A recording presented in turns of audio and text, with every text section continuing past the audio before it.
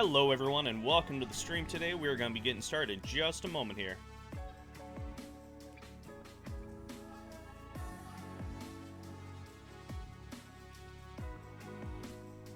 Hi all, welcome to today's stream.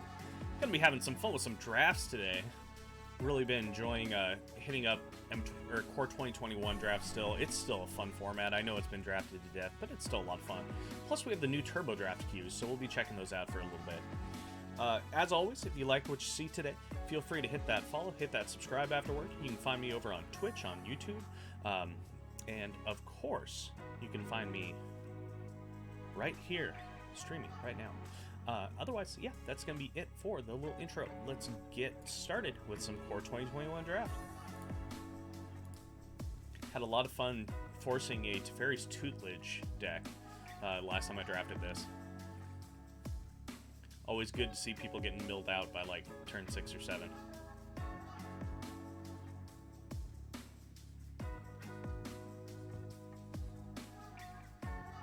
And if this takes a little bit of time to fire here, we will go ahead and switch over to Turbo Draft. So I'm surprised we're having issues. But then again, it is a brand new season on the ladder, so people could just be hitting up the normal ladder stuff.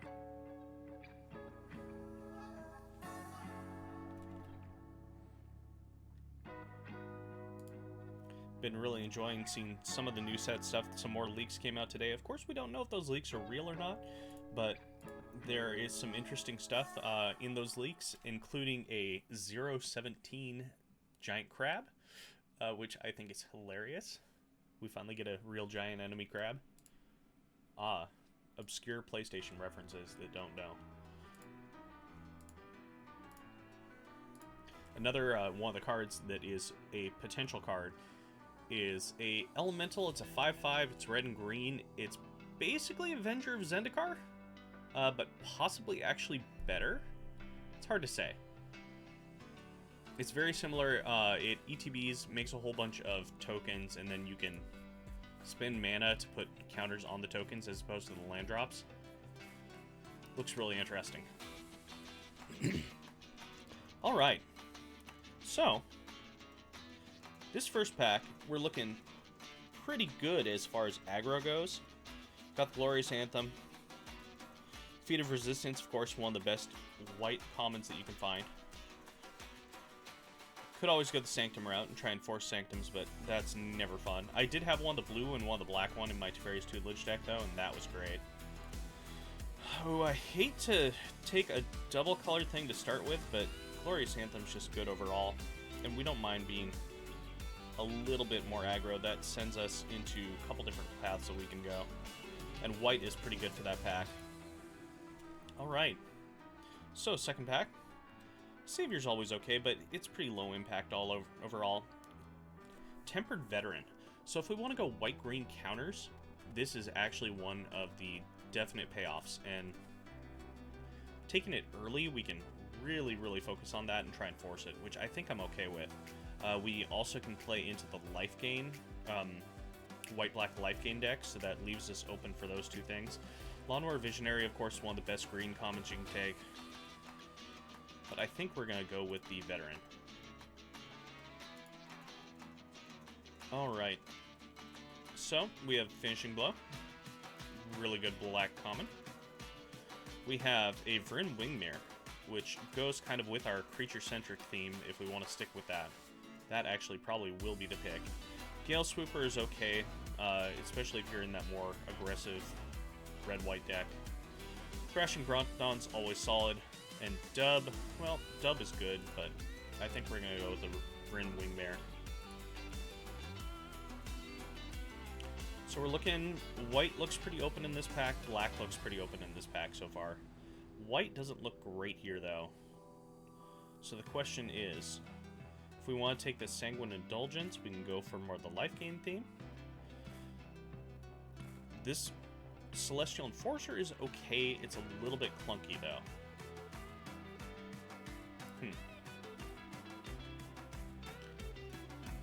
I think we are going to go ahead and grab either the Indulgence or the Fetid Imp. Fetid Imp is always just a good blocker. and there's a good chance the Indulgence will come back around, so we're going to go ahead and take the Imp. Bad Deal is okay, but it's way too slow.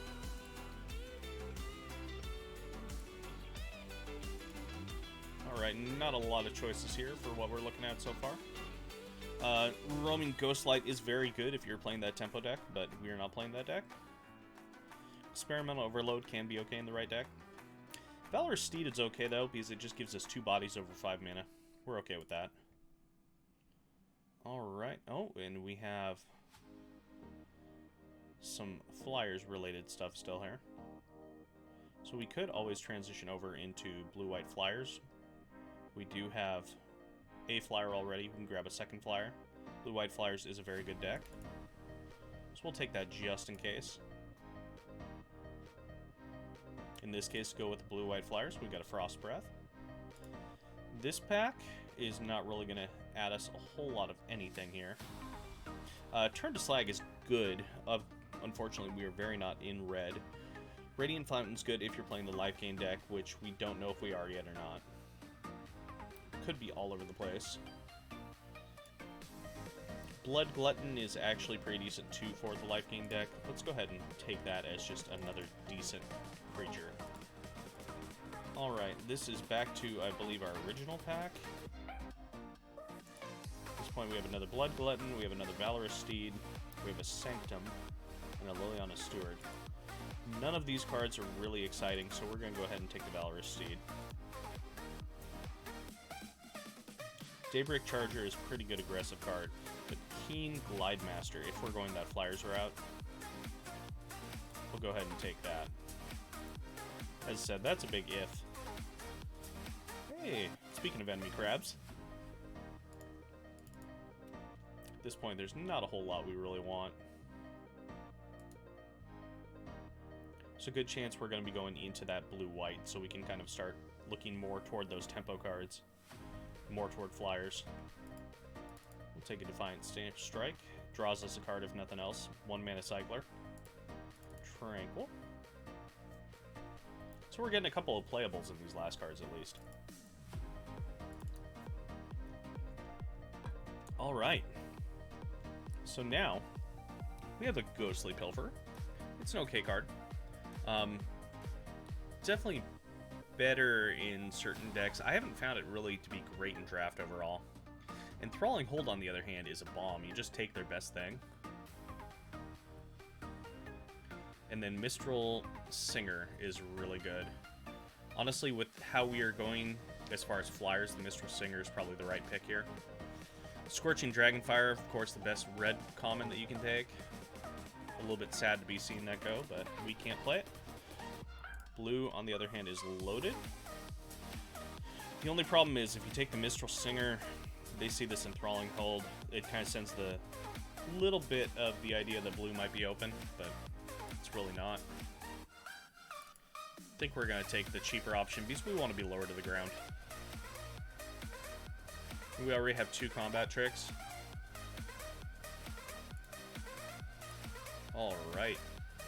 Here's some spice. Twin Blade Assassins, one of my absolute favorite cards. This card does so much work. So much work. Unfortunately, we can't really play it. Conclave Mentor, that would have been good if we were still in the counters. In this case, though, we're just going to take this Feat of Resistance because it's the best combat trick we got going.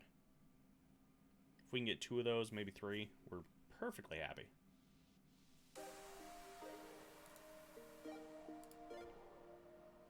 Alright, Legion's Judgment is okay, it's a little bit slow. Secure the Scene is also okay, very slow. Crumb Replicator is good if you can get a lot of doubles. So far we have only 1 double. I think we're just going to go for the most open removal that we can there. Because this card definitely takes care of a lot of various problems. It's nice to have it just not say creature or enchantment or something like that. It's anything. It exiles it so we can get rid of some major things.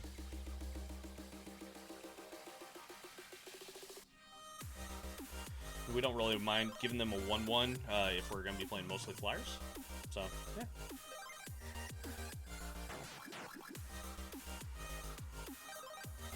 These packs are not being kind anymore. Okay. So we can get the card draw, or we can get the dub. I think we're going to take the dub in this case.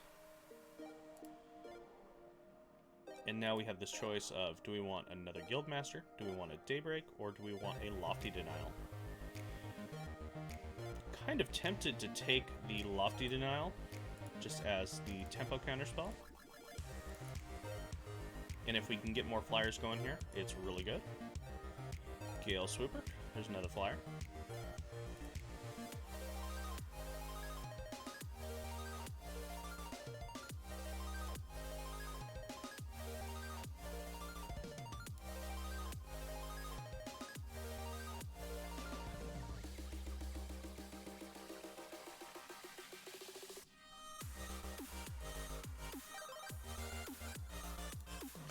Okay, what do we have going here? Daybreak is going to be our nice aggressive curve.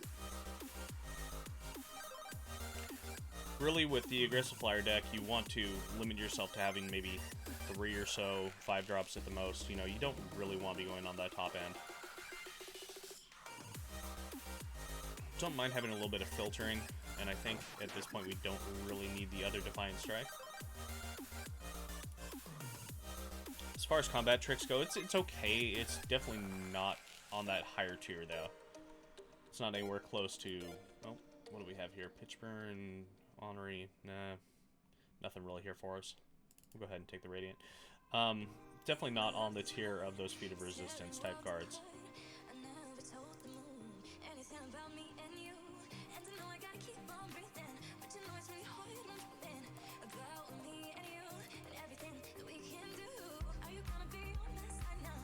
And when in doubt, you have a choice between a common and an uncommon. Always take the uncommon if you're not going to be playing the card, because it helps with your vault progress.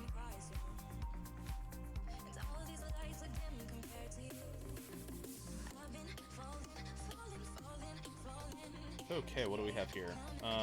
This pack is terrible for us. Really, really good removal pack. I mean, you have Swift Response, you have Finishing Blow, and you have Scorching Dragonfire, which is pretty crazy across the 3, but unfortunately, there's only really one we can play here. Snoop. Snoop's always good. I think in this case, though, we're going to go back and take the flyer. It looks like we're probably going to be getting another Keen Glidemaster coming back around the table.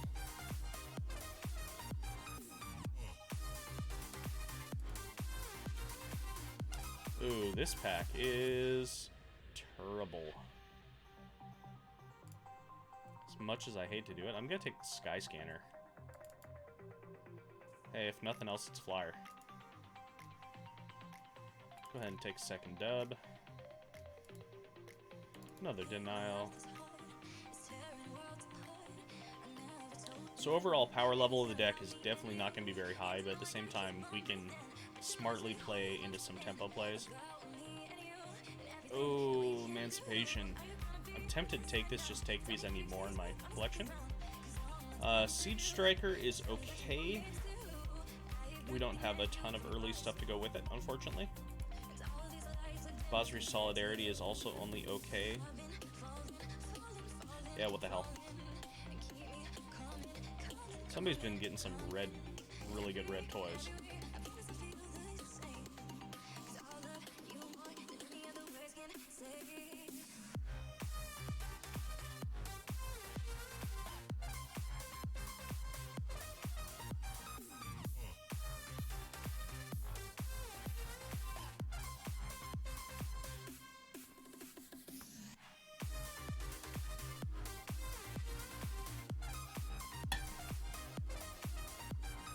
Where's the holdup?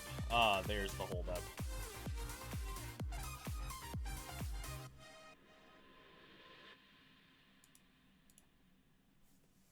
The holdup is always the person after you or the person before you.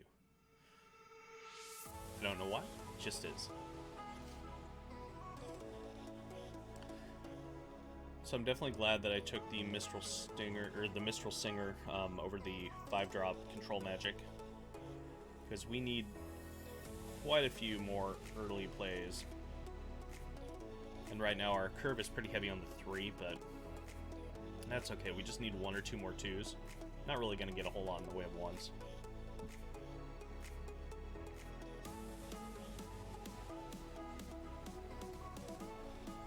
Bryn Wingmare is fun because it can just screw up what the other player is doing. Because sometimes they need to cast that thing on 3, and they can't cast it until 4, and they'll just sit on that land, not be able to get it, and just, yeah, sometimes it just wins you games on its own.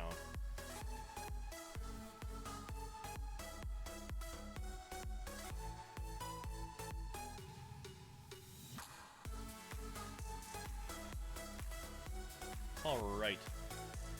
Do you want to snoop? I mean, we already have the 3 of those. We don't really need more. We already have multiple of those. We don't really need more. So we're just going to rare draft here. Wow, there have been some good red cards going around. Oh, Legion's Judgment coming back. That's just fine. A little bit cheaper removal.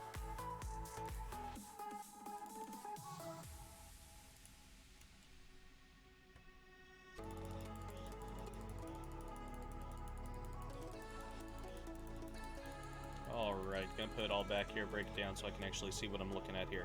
So we definitely want the Daybreak Charger, Defeat of Resistance, Swift Response, Tempered Veteran. Tempered Veteran is not nearly as good as it should be right now. In fact, it might not be good enough to play, because we didn't really get that theme going. Take the dubs, take the Glorious Anthem, Legions, Bryn. Take one of those for the time being. Take two of those, one.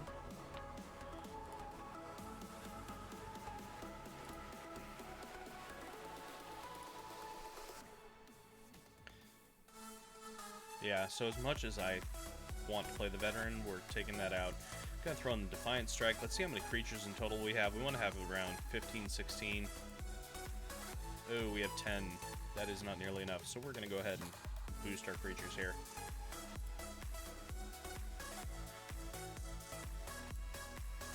Throw in that. Okay, so we have a little bit of removal here. We have 2 Secure the Scenes. We have the Legion's Judgment.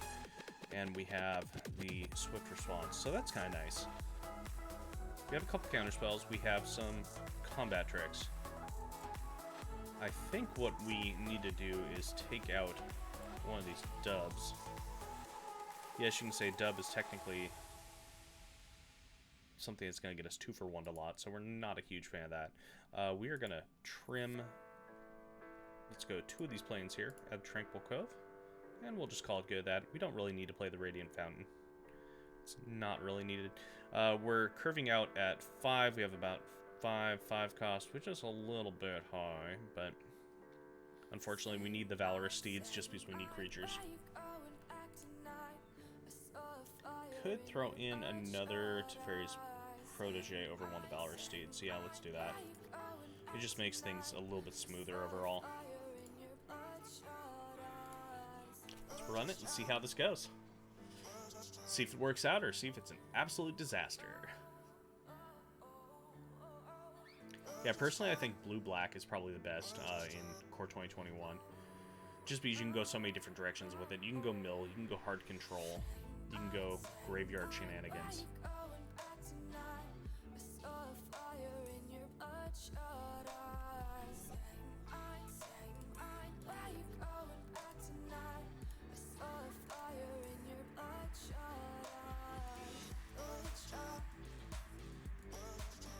Alright, this hand looks just fine. We have a Watcher. Gets us an early swooper.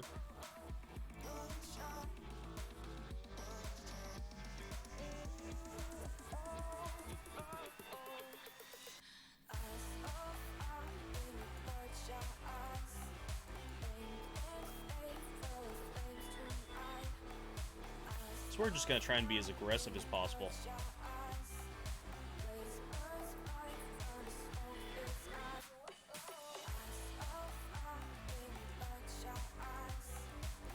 Thankfully, the Skoos doesn't have any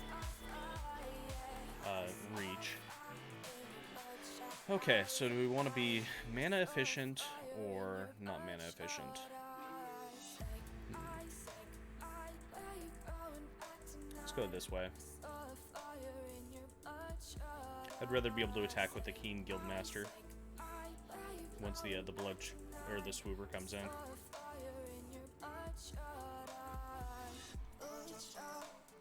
Next turn, this gets us the Guildmaster, or the Glidemaster and the Lofty Denial up.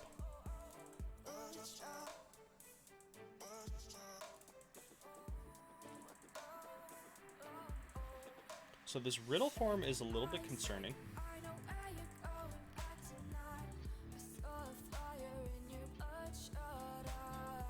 It is definitely a little bit concerning. About the only combat trick, though, is if he's randomly playing Spinnerets, which is not a good card. So we're going to attack in like he's not playing it, because it's not a good card. Or Life Goes On. Ooh. What is that doing in your deck? No, no, no, no. That is not a good card. Okay. Well, Sphinx is going to become, or the Riddle Form is going to become a 3/3 regardless, so it's going to be eating one of these things. We'll just let it happen. Who plays Life Goes On? I don't understand it. Okay.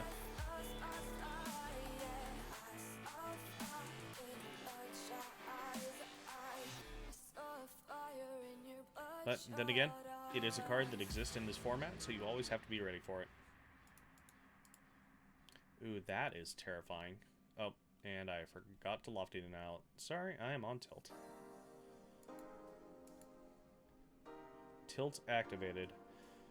Okay, so we're gonna run this into an opt. It's really tempting. You know what?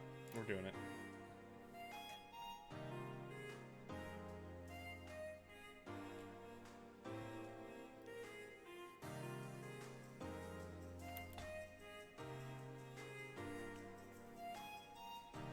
His things are going to quickly outpace mine, unfortunately. And yes, I could have used the Lofty Denial there, but I just want to be a little bit more careful.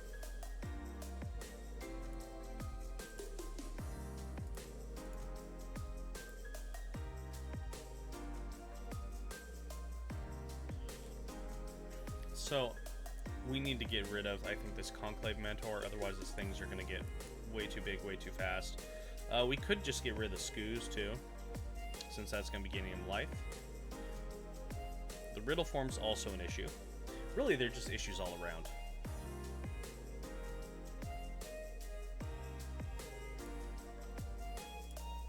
We're going to hold off one more turn. See if we can be patient and have it reward us.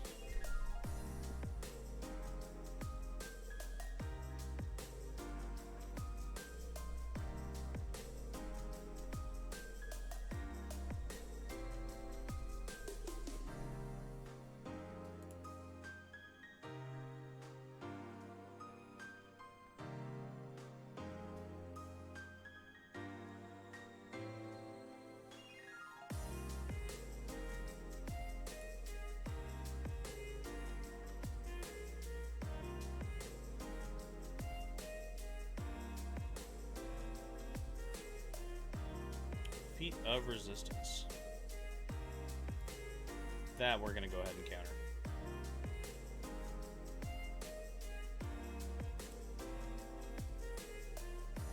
Fortunately, we are taking a good chunk of damage this turn.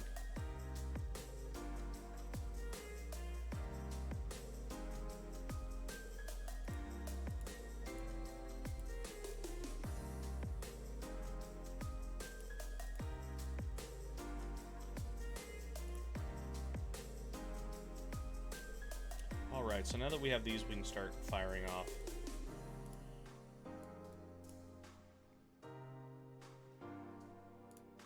Start getting rid of these one by one.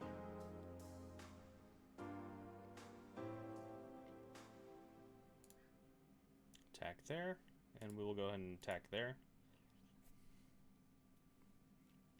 This Glidemaster is probably getting thrown under the bus, which is fine.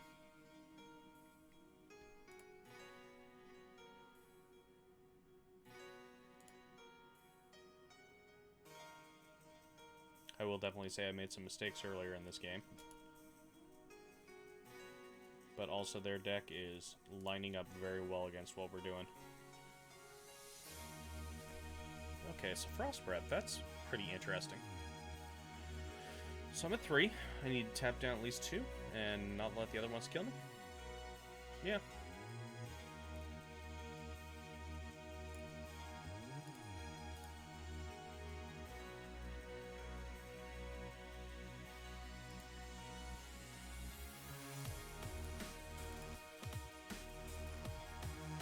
Unfortunately, of course, if he does have any kind of spell, this does just kill me because of the riddle form.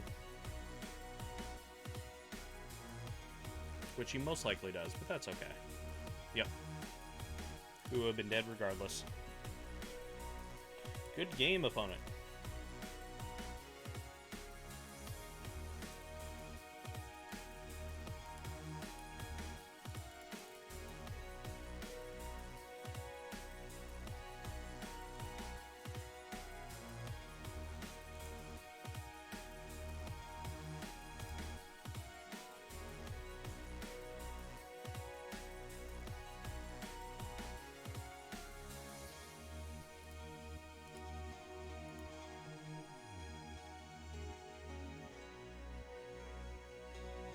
Alright, this hand is definitely slow, but we'll go ahead and play with it.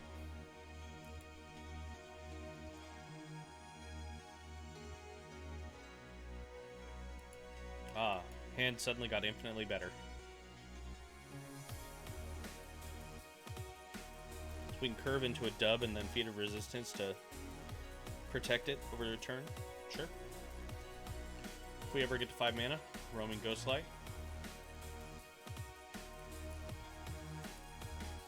So far, he's playing Greenland, so that makes us pretty happy with what we're seeing. Not really too worried about removal coming out of that, at least without him having a creature.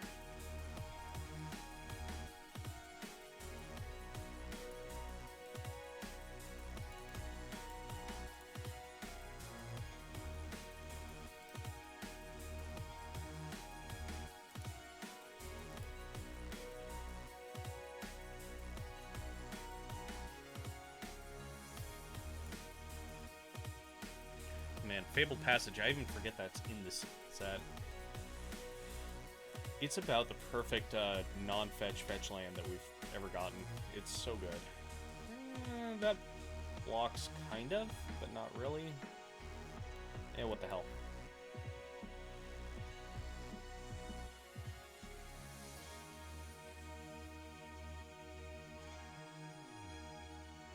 Yep, you can have your giant enemy crab.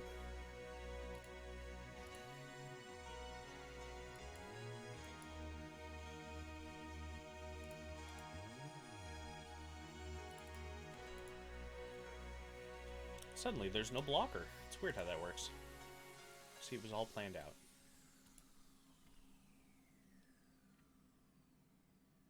So I don't mind just sitting here time walking him. And we actually have him dead.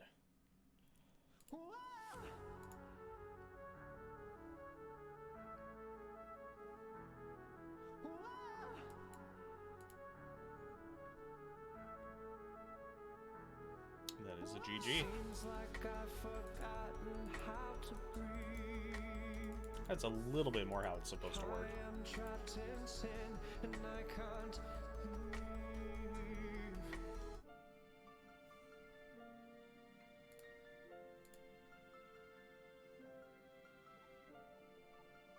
Let's see what we got on the song rotation here.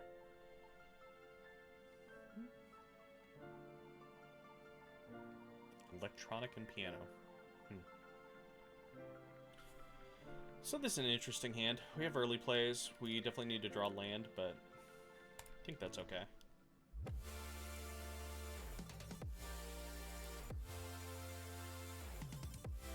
Knew the electronic was going to kick in there somewhere. Oh man, I am literally fighting against the trash man here.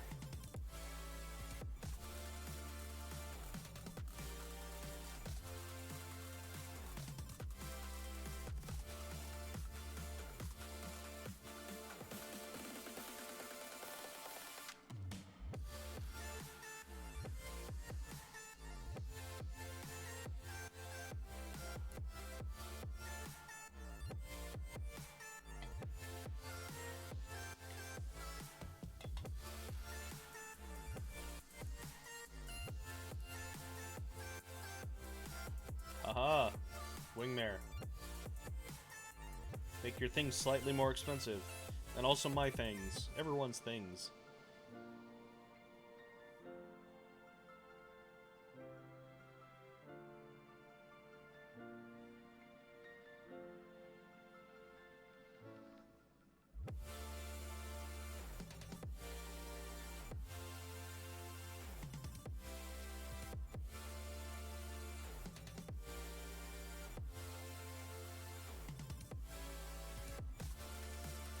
No, he played a kitty cat on us. Well, as much as I just want to run this Glide Master into his doom, but then again, I think that's a worthy trade. Is it?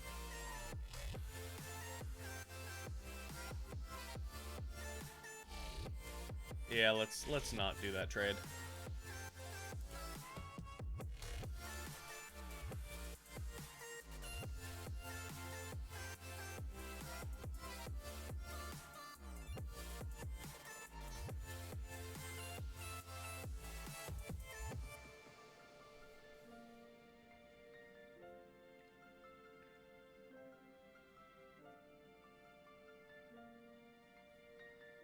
See what monstrosities our opponent has at 4 and 5 mana.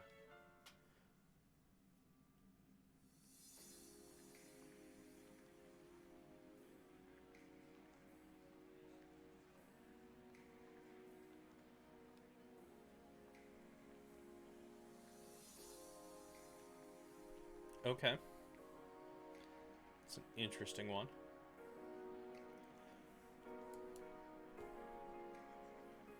I think we're just going to play this Charger, and that kitty's going to have to start attacking here, so we don't mind. We're going to be taking some damage. Going to play the Charger, pump up the Wingmare, and then when he is forced to attack next turn, we are just going to be taking some damage. Might end up using this Feat of Resistance on the Charger. Blocking the Pride Man, or Pride Mulkin.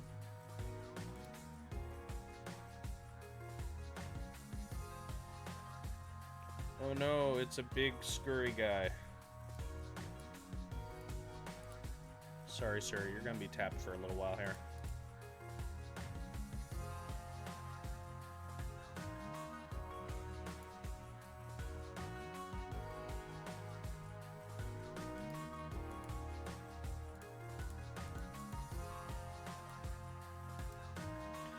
So far we're avenging our first match loss there. Coming back and have a slightly better showing. Our opponent that first game just had pretty much everything to match us and then some. Which, you know, that happens.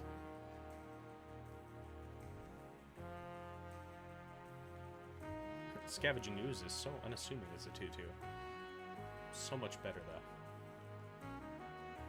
And then even double up counters.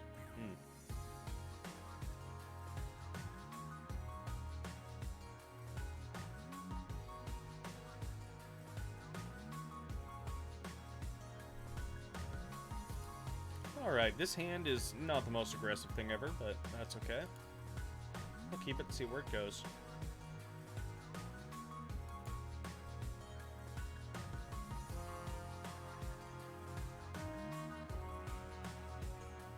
Nice thing is we get to counter their aggression.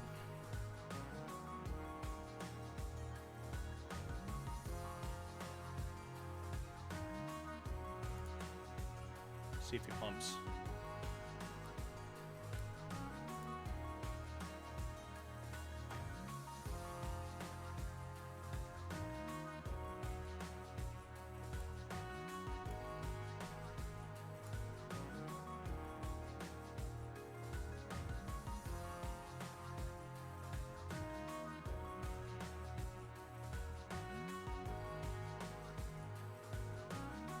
Ooh. Big fan of these Ulamog sleeves. That's kind of fun.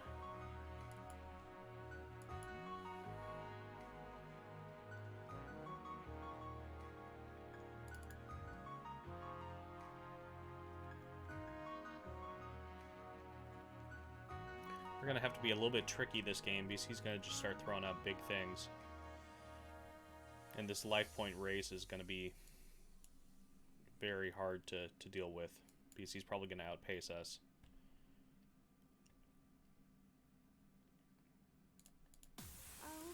So we're probably going to be doing a lot of chump blocking this game. Chump blocking and hoping to get there. Chandra. Okay. That's slightly terrifying.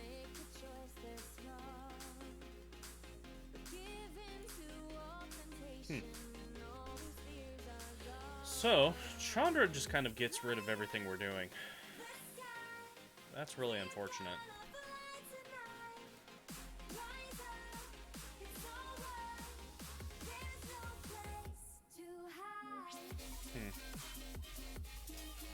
So yeah, I think we're gonna have to Frost Breath whatever he's doing next turn.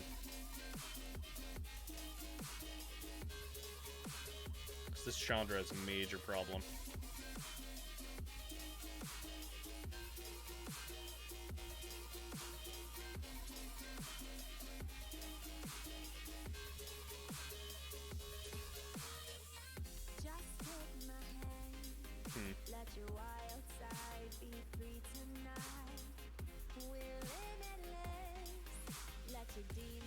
Yeah, we're gonna dig.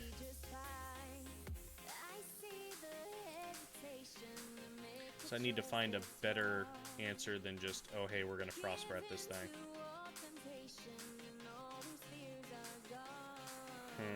But that might be where we're at, unfortunately.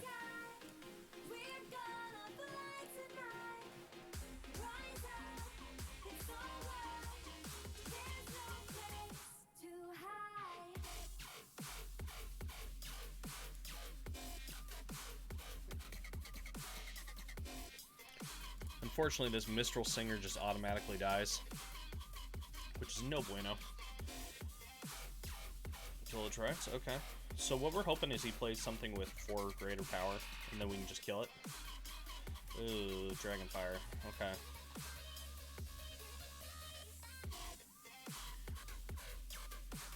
Wow, okay, so you got all the good removal.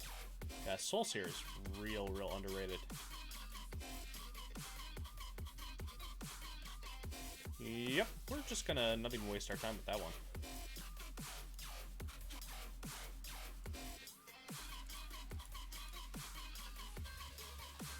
Chandra doing us dirty. Thankfully, you don't see the Planeswalkers very often because they are really hard to deal with. Garruk is probably the worst out of these ones, honestly, but Teferi's a nightmare. Chandra, specifically for what I'm doing, is a nightmare. Liliana could be worse. Basri is good if they play it out on curve.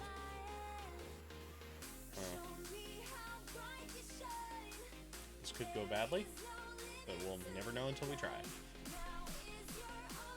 Oh man, I'm playing against Young Homie. Love it.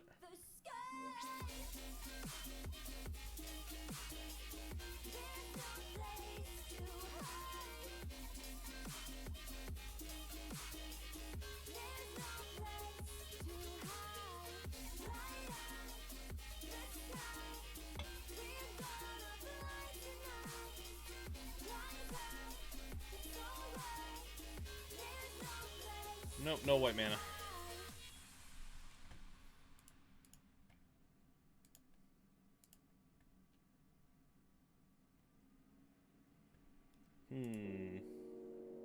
Yep, it's looking like one of those games.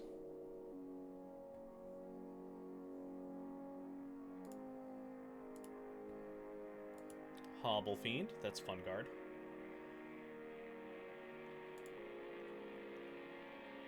Uh-huh. Uh-huh.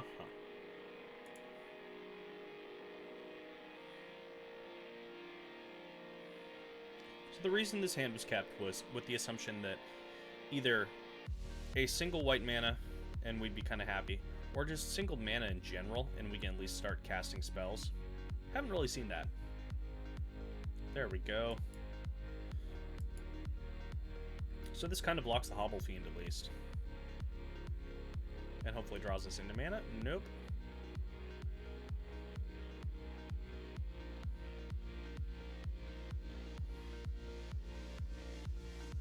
But we tentatively have plays for the next 2 turns, kind of.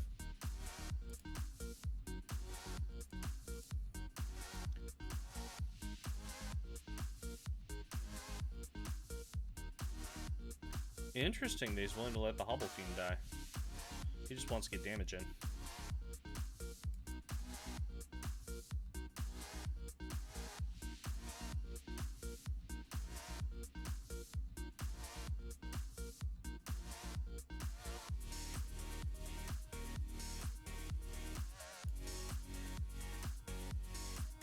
They took one of our flyers.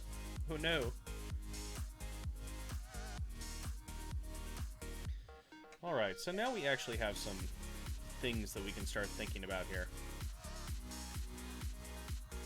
I really don't like the fact that he can draw cards off this, and he can start hitting me in the air. We could play out this Watcher and then ambush with the Defiant Strike. Or we can just play the Watcher with the dub on it. He's playing blue though, so there's a good chance he's going to be able to just bounce whatever. So we're going to go ahead and get rid of this now. Do the most mana efficient play. If we were to get another white mana, we would have Glorious Anthemed. Because then at least the Watcher would be a 3/3.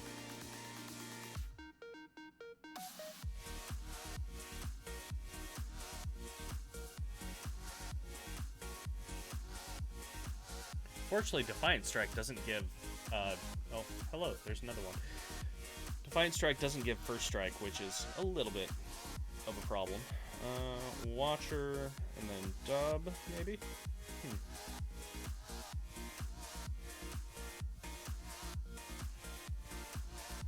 Or are we okay taking some damage in the air this turn? I think we're okay taking some damage in the air. Then that way we can hold this Frost Breath if we need it. So he's not drawing a card off it, at least.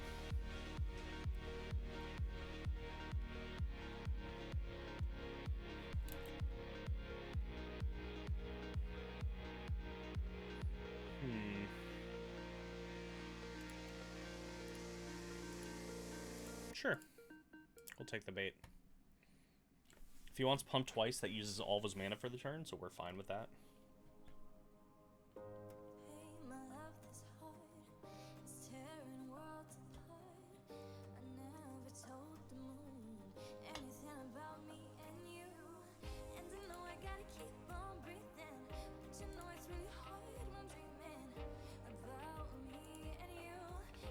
As I suspected, he wants to do something else. Oh no, it's Crab.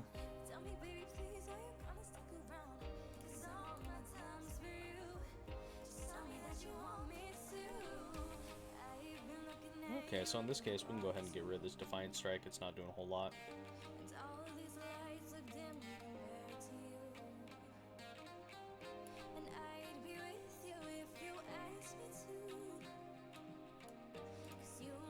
Go ahead and do that now, just in case he's playing any counter spells. I have my doubts.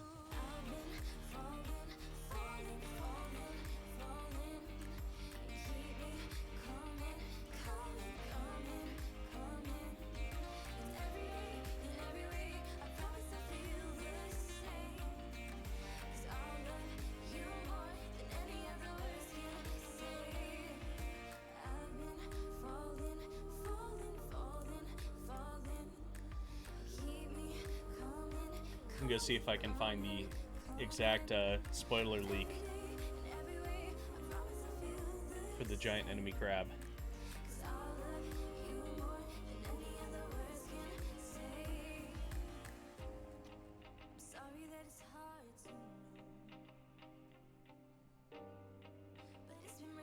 Ooh.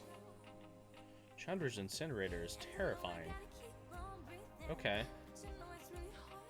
That's a thing.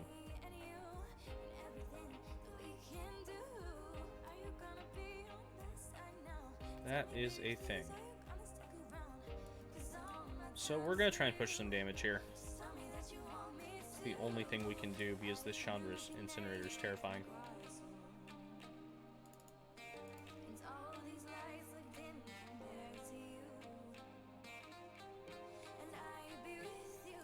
So looking here for that leak.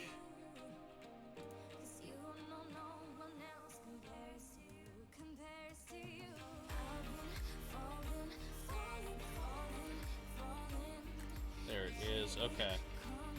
Hold this over so I don't have to keep looking at the other screen. So possibilities.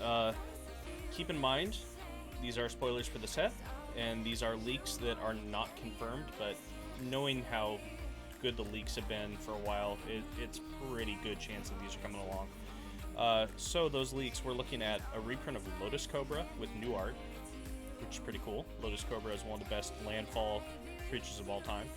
Also confirms that landfall is a thing in this set, which had a good feeling it was going to be, being Zendikar. Shadowborn Apostle is back as another one, so hopefully that will help Shadowborn Apostles be like less than $1 a piece for a common. That'd be really nice.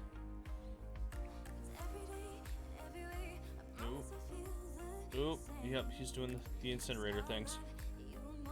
It's a pretty good rate. 1 mana for a shock that hits 2 things.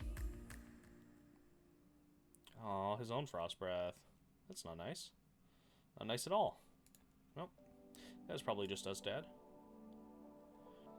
The Legendary Elemental. So this is the cool one. 6 mana, red, green, 5/5 Legendary Elemental. Oh yeah, that is just us dead. Good game, opponent. Legendary Elemental that makes a plant token for each basic you control on ETB. So it does only work for basic lands. That's kind of a little bit different. That makes it not quite as good as Avenger or Zendikar, but still pretty darn good depending on the deck. And then you can... The landfall ability... Okay, that's kind of crazy. So the landfall ability is whenever a land goes into play, you can add 4+1/+1 counters to any of those plants. Huh. So it doesn't spread out, it just makes for some real big things. That's still really kind of cool. Super happy to have any more of those big landfall things. Let's go ahead and run it back. The other thing we saw was an artifact equipment. 1 white and white. The equip is 2 and white. Equip creature gets +2/+2, has flying and first strike. It also has, whenever a creature ETBs, you can equip it to it for free. So that's kind of fun. Not really super powerful, but then again, we haven't had super powerful equipment outside of Embercleave for a while.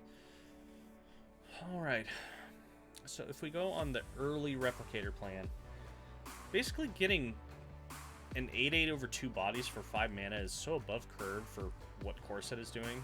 It's just really good. We can play the Cats game. Yep, you know, we're gonna have a little restriction for ourselves this time around. I'm gonna play the game of whenever I see a cat, I have to draft a cat, unless there's absolutely a card that I have to take over it. But yeah, let's play this Cats game. This could be fun. We're just messing around. Oh, there's a cat. We found our second cat. This is gonna be real dumb. So Cats, of course, is gonna put me into green-white for the most part. And we can play that counter theme, which is kind of nice. So we have a fallback. But the most fun of the leaks from today. 3 and a blue. Legendary Crab. It says 0/17. You can pay 2 and a blue to give it +X -X, where X is the number of islands you have. So we totally got a giant enemy crab. I kinda love it. Alright, so we have another cat here.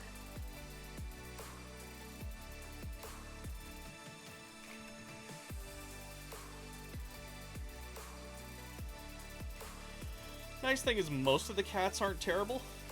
They're not the best, but they're not terrible. But yeah, 0/17 giant enemy crab. Auto include in Phoenix mill decks. Can you say absolutely auto include? Really good in like the Arcades or what's his name? The Treefalk Door in the Siege Tower type decks. Sadly, it won't really work indoor because it's not the right colors, but, you know, if you're building something that's that theme that, say, is running Atraxa as the lead.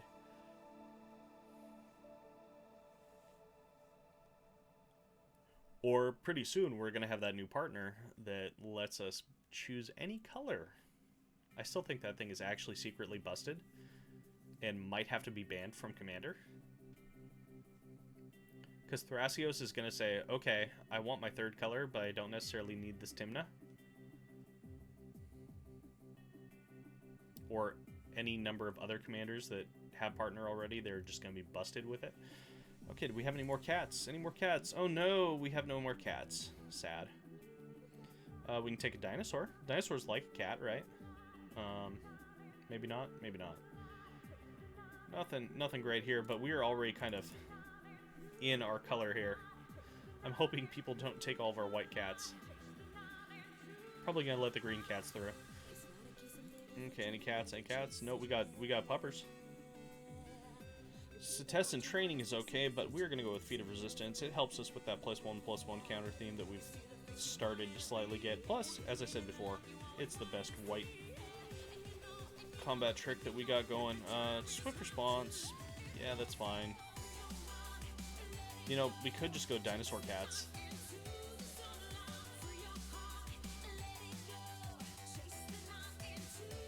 Yeah, I'm gonna go dinosaur cats.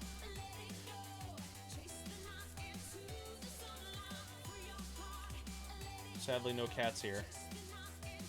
Falconer's okay, it's real slow.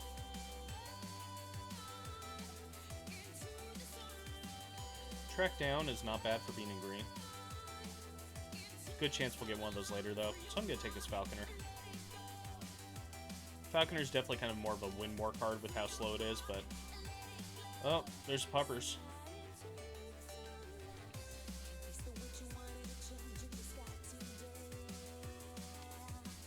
I mean, this Griffin has, like, feline-like qualities, kind of.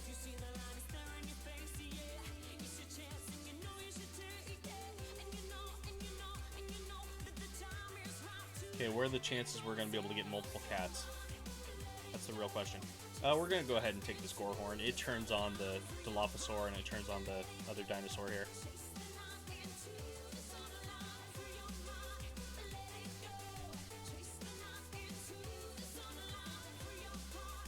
Get this to test and training just because it says draw on it. And these colors draws at a premium. So far, ironically, this is looking slightly more coherent than the last deck. Fungal Rebirth is just fine. It's better in the green-black deck, but it's fine. Probably not going to have a lot of flyers. Really, really late return to slag.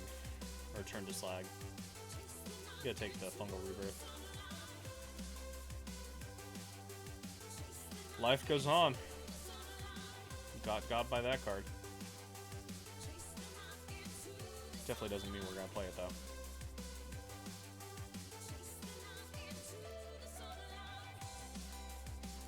I play plenty of questionable cards, but that one's a little bit too questionable. Alright. Oh, we have a cat. Okay. And we have a dog, and we have another cat.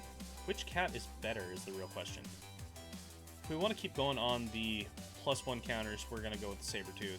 If we want to go with just the fun other cat stuff, I think we're still going to pick the Sabertooth. It's better in the long run.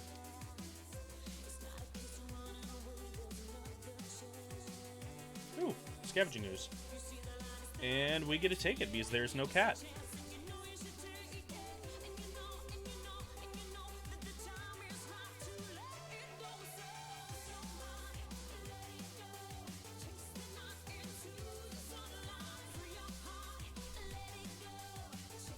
Oh.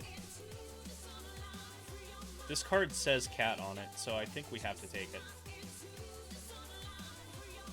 This will be the first time I've ever actually played this card. Sometimes it's fun when drafting to break up the monotony. Just, you know, give yourself a restriction on your draft. Say, oh hey, I'm going to force this color, or I'm going to force this archetype. It just can be so much fun sometimes. Fun and dumb. Yeah, it's not necessarily going to be the best, but, you know, Sometimes you just gotta play for the fun. And the cat draft is definitely turning out that way.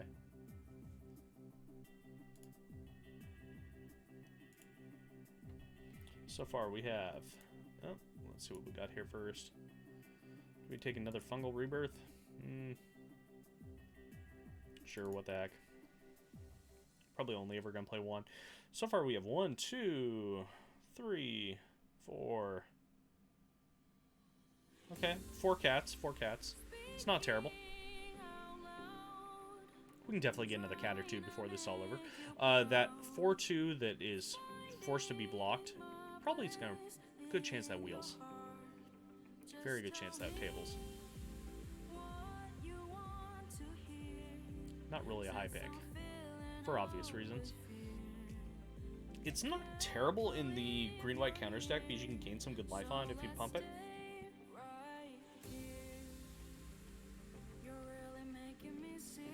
Oh, there's another dog. Do I dare take a dog for the cat deck?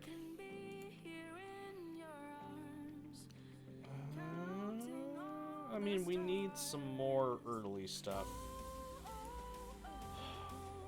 Do I take a dog? Cats and dogs can be friends, right? Alpine Watchdog. You just stand there looking stoic. You know you're among friends. Also, we're going to try and get as much use out of this animal sanctuary as possible. It's hard not to laugh about that one.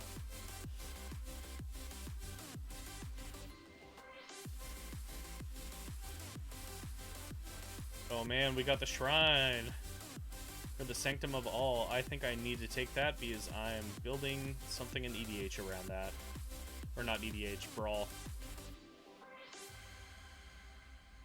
And I want to attempt to make it work in Standard. I know it's going to be terrible, but I want to attempt to make it work. Okay, so we have another very good boy here. Let's go ahead and take it. This deck is becoming very dog-friendly. But, I mean, look at that boy. That is just the best boy. Also, randomly large stats for a small dog. But he just wants to have fun.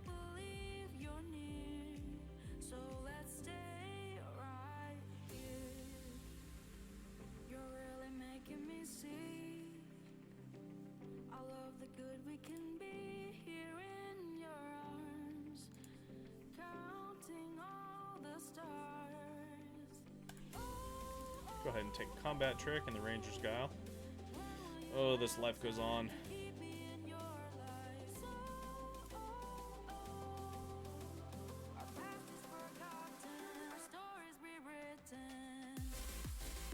Ideally, we want to get at least one more Bosries.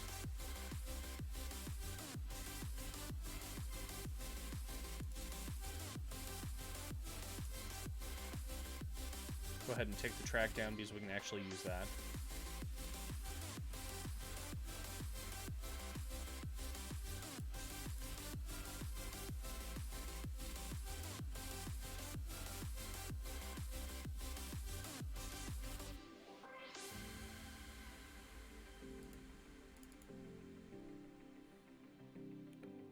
Yeah, the Ornery, can't speak. Ornery Dilophosaur I have found is just so super slow that unless you're actually in the green-red 4 power matters deck, it's really best not to play a ton of them.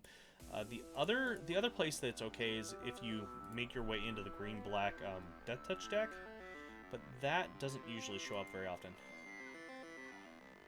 Well, in this case, there's literally nothing in here we want to play. So we don't really care about the Cultivate. Cultivate's okay in the right place. We could take... Yeah, we'll take the 1 Secure the Scene. I'm tempted to take the Seed the Truth just to rare draft, but I already have my playset. Still no puppers or kittens, so Brash Taunter is very good. Go ahead and take another Feat of Resistance, though.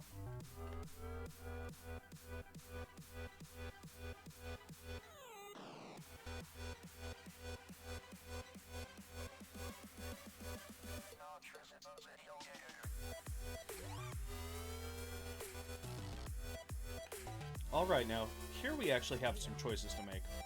Thrashing Brontodon is really good. We could use it just for more creatures. Hunter's Edge, though, is the kind of removal that we really want to be running, especially since we are running the +1 counters. Another feat wouldn't be terrible, but 3 is a bit much. 2 is really kind of a sweet spot.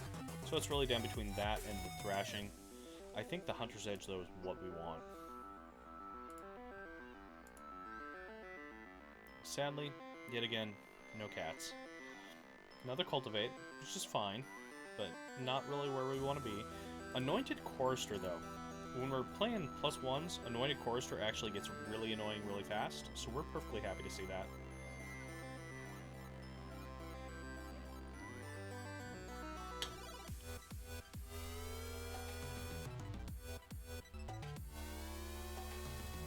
Alright, we got that Bosrius we were asking for. It's another pack that, when everything comes back around, either this Ranger Skyle, Chorister, or Watchdog are going to probably be available.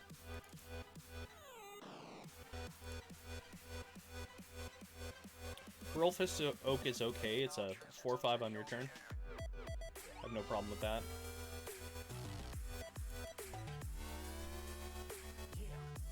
It can get bigger, but we're not really in the colors to make it real bigger. You want to be either green-black or preferably blue-green. Blue-green draws all the cards.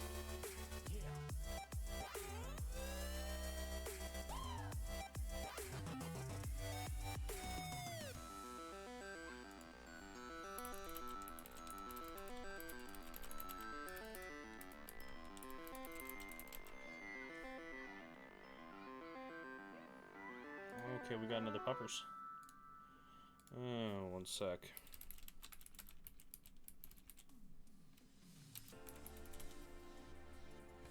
Alright, so the Gorehorn will turn on some of the things that need a little bit of a buff, but it's a 5-drop. The Mutt's also a 5-drop. You know, we're gonna take the Mutt. We're just gonna stay on theme here. Another Sabertooth. We found a cat. When in doubt, take the cat. Nothing really in these, so we're just gonna go ahead and take the uncommon. There's another Gorehound or a Trek Down. Yeah, none of these cards are really great at this point.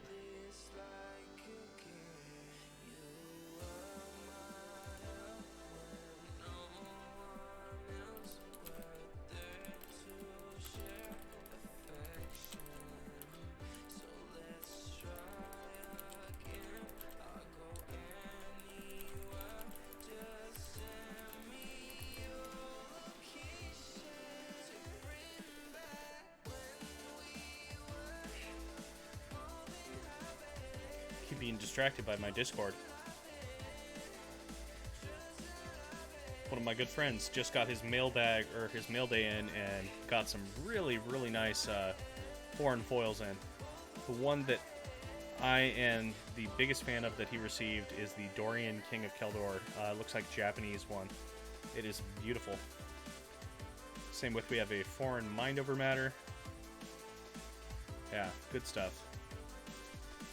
So, let's see where we're going to take this.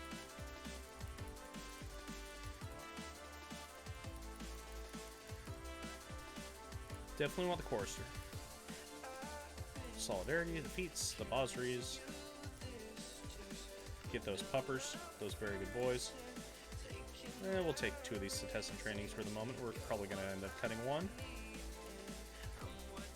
Get all the kitty cats.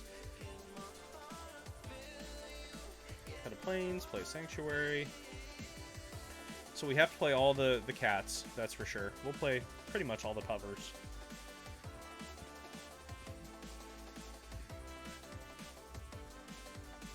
Question is, what do we want to cut here? I think we are just fine cutting one of these Setessan trainings. And then cutting... So we need double white. I am a champion of the 41 card deck. Yes, I realize it's usually wrong, but I'm still a big fan of 41 cards. So we're just going to keep it this way, see where it goes.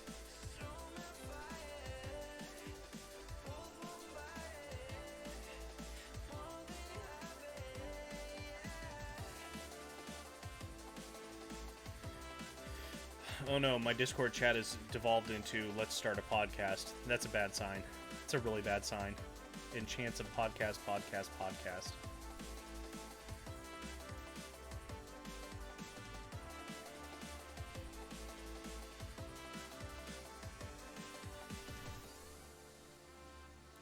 Alright.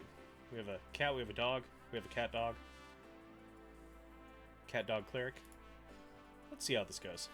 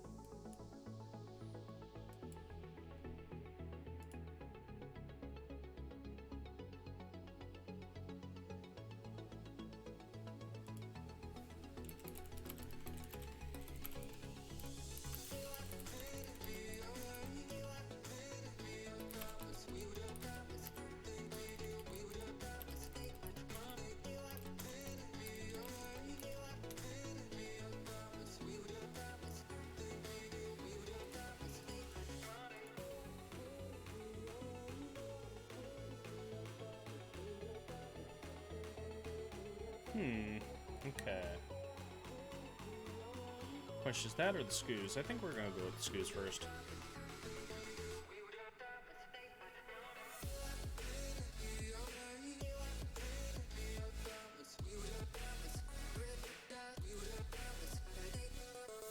Ooh, Burl Fist, okay. He's getting burly. Thankfully we have this nuisance here with Death Touch.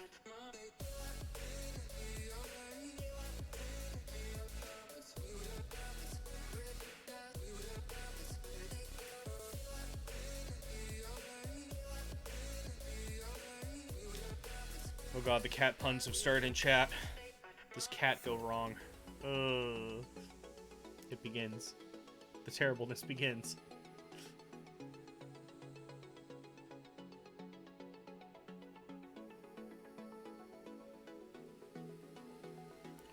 Okay.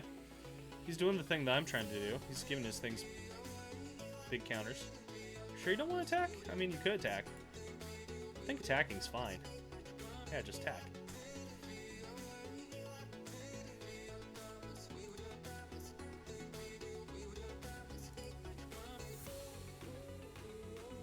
It's just 2 damage in the air. I'm feline fine. Sorry, I had to. Absolutely had to. You say I didn't have to? Well, yeah, I had to.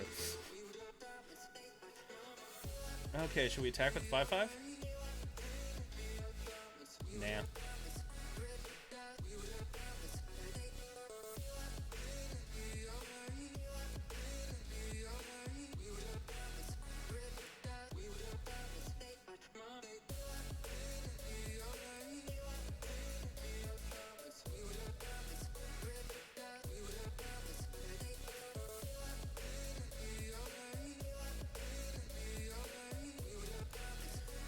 So we're just gonna get beat down in the air here for a little while. We'll play this Gale Swooper, I guess. Stop some of these shenanigans. Ooh. I'll just go Bosri's here. So we can put a counter on a Puppers. We can put a counter on a Dino. Or we can just get rid of some problematic things. There's a token creature that he gets, unfortunately. Yeah, let's go to the Bosri's. We'll keep the Scoos back. So put a counter on the Puppers.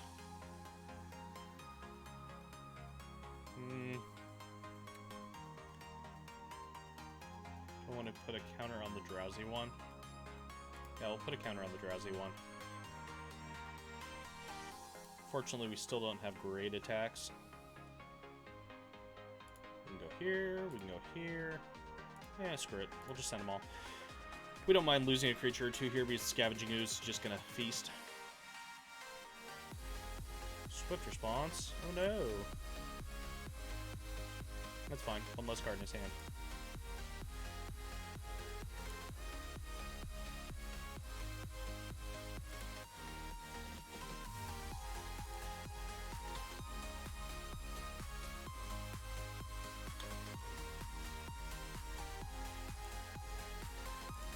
Oh no. Is he playing the cat deck too? It's a pure catastrophe.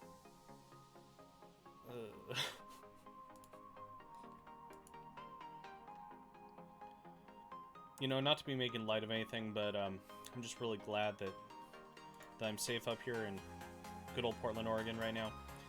Don't have to worry about any weather, no Category 4 hurricanes hitting or anything like that. Too soon? Too soon. Way too soon. Really feel for everyone down on the Gulf Coast that was affected. Can't imagine living there and getting multiple hurricanes a year. That's just insanity. Don't see how people do it. The worst that we have to worry about up here, we have some ice storms every now and then that cause some issues. We have some strong winds that cause some issues, but not major issues. And then our biggest thing that we have to worry about around here is earthquakes. We're definitely in earthquake territory.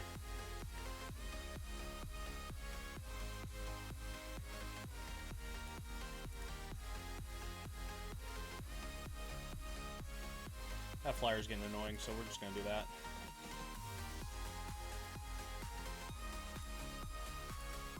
But yeah, so I can't imagine what having a, you know, yearly, bi-yearly, multi-times yearly hurricane has to do to an area. It's just insane. Hey Jeff, how's it going? You're just in time. The cat puns have started. Oh god, they've started.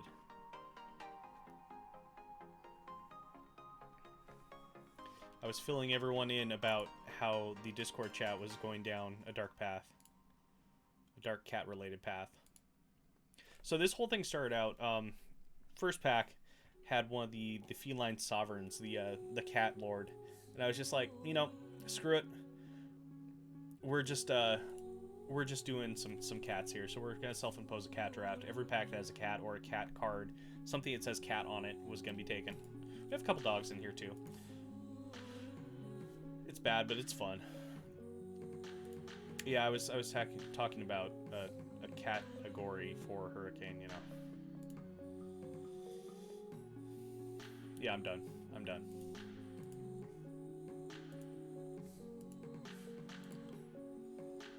Kind of at a stalemate here. A little bit. This Burl Fist is real annoying.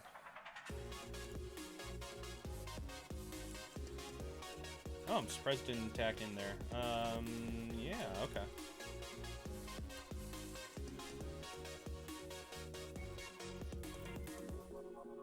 Yeah, I agree. I agree.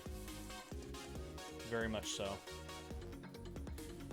Alright, there's nothing really good to do here. I can get in for 2 lifelink.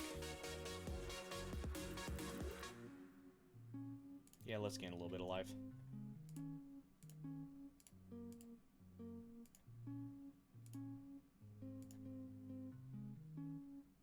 Fortunately, we don't really have much we're working with here. We have to hold this plains up and pretend it's something that actually might, you know, do something sometime.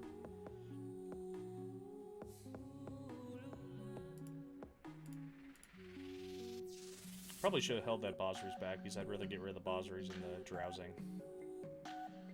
Now I have to get rid of both of these, or I could just take the hit.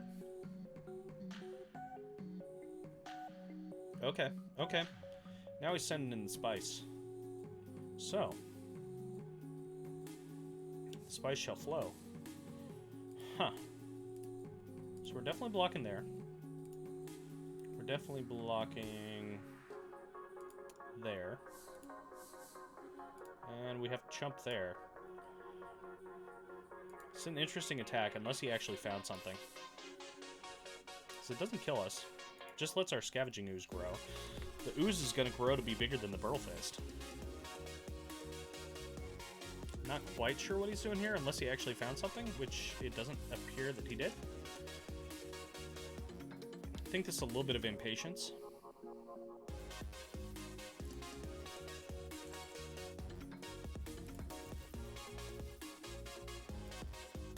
Yeah, I'm not quite sure why he'd do that without having an actual combat trick. Fungal Rebirth, ooh. It's permanent though, unfortunately. And our opponent just realized their mistake. Yeah, I don't know why they did that. Sometimes you bluff, and sometimes it just doesn't pay off. So just quick look at the deck here. As I said, it all started with the Feline Sovereign. We were able to get a couple dogs and a couple cats, got some saber-tooths, a couple of the Bosries, got an Alpine Watchdog, and then we got the Animal Sanctuary just because it says cat on it, so that's perfect. Yeah, we can probably brawl a little bit later. I don't see why not. And discard our changes. We're just gonna go and run this back. Nope, don't want to do that. Yeah, I played some Brawl with Kevin over on the Epic Gaming stream yesterday, and things went pretty well. I need to start building some more Brawl decks, though, because I only have about 5 built right now, and definitely want a little bit more variety. Time for me to start exploring some of the mono colors outside of green and red.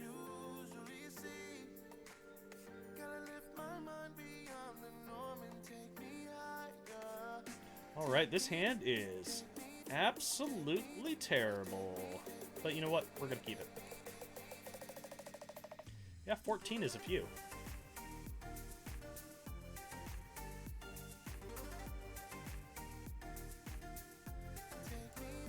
Something I need to do is I need to start building some friendly Brawl decks as opposed to actual Brawl decks, because that just opens it up quite a bit.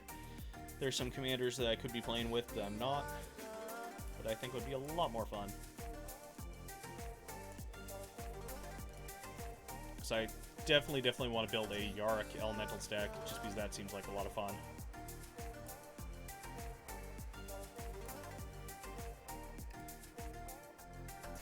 Yeah, only playing Brawl is definitely a good way of doing it on Arena.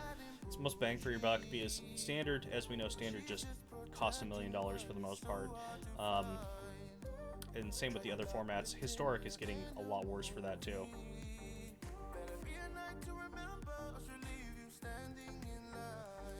Hey, let's draw a card.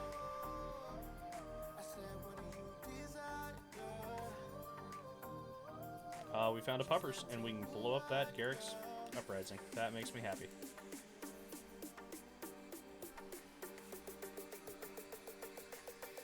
No, I wasn't really playing Brawl during the days of only Yorion. Up until probably 3 weeks ago, I hadn't played Brawl since back when Brawl himself was a thing. That kind of soured me on the format.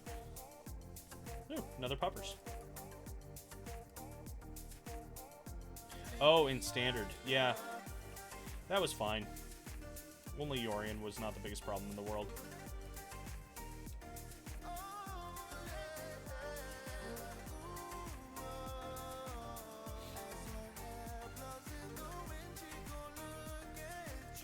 It's an interesting attack, okay.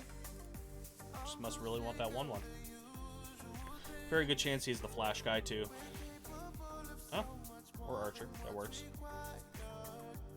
Yeah, the decks definitely do become a lot more expensive when you're looking at 95 cards as opposed to 75.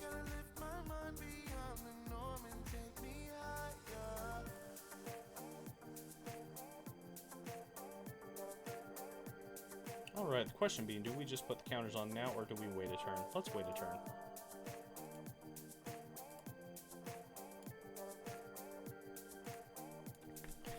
Yeah, those decks were very expensive. Definitely not as expensive as previous standard formats that we've had, though. Back when fetches were in again, around the time of cons and shadows and that stuff, decks were routinely like $600+. They were real bad. Huh.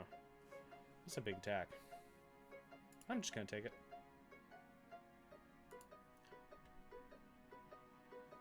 Frozen on screen. Not on my end. Everything is looking fine here. Not having really any drop frames either.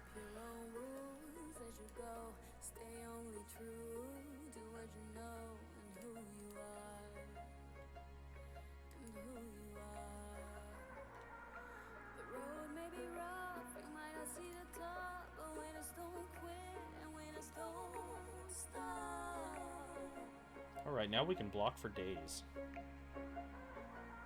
Twin Blade, okay. It's a good way of getting ahead.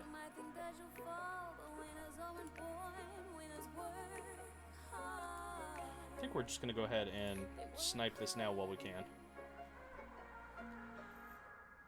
Ranger's Guile, okay. It's good use for that.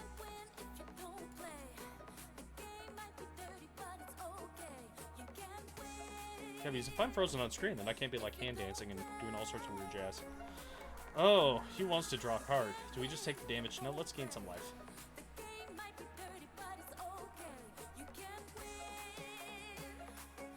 Okay. That's vaguely annoying. We found a cat, though.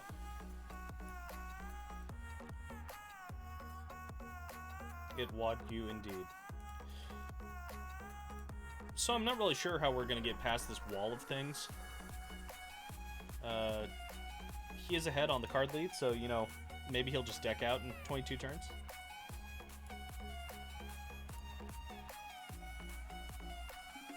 We don't want to return any permanents yet. That is for sure. Another Bosries is just fine.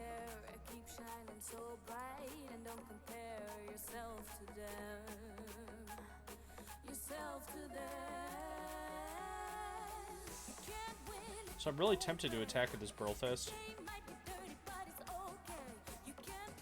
So we can get it back, get a couple Saprolings, but no. We're just gonna keep playing defensive.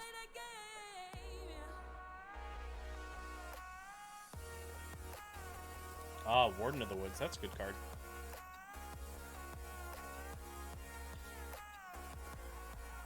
So I think we're just going to hold back and wait for our opponent to make a mistake.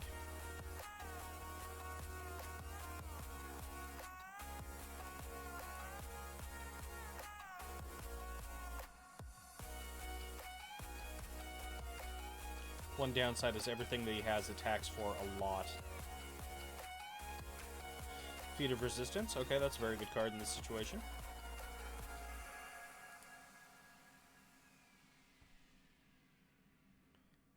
And I think now is the time that actually, since the Feat of Resistance, we can go ahead and attack with this Burl Fist and trade. He's probably going to block with 3 things. He doesn't get to draw cards. He doesn't get to zombie. I get a +1/+1 counter. I mean, that seems okay. Could block with the Warden and block with one of the 3/3s, and then I'm not in the best of shape. I'm killing the Warden, I guess. Which I think we have to get rid of the Warden. You know, we're just gonna keep playing it safe here. Yeah, Overwhelming Stampede would be fun. He's just gonna draw no end to 3/3s apparently. If I was him, I'd be attacking, drawing cards, and making zombies every turn. But I'm not him. So he definitely has the better board presence here. I could attack in with this Falconer. Give it protection so it won't die, and then start attacking in with a 1/1, but of course he played something that can take care of flyers, so never mind. Just kidding. Oh, hey! It's cat time. I got protection for dogs. Okay, we're still not going to push in. This is the weirdest board state.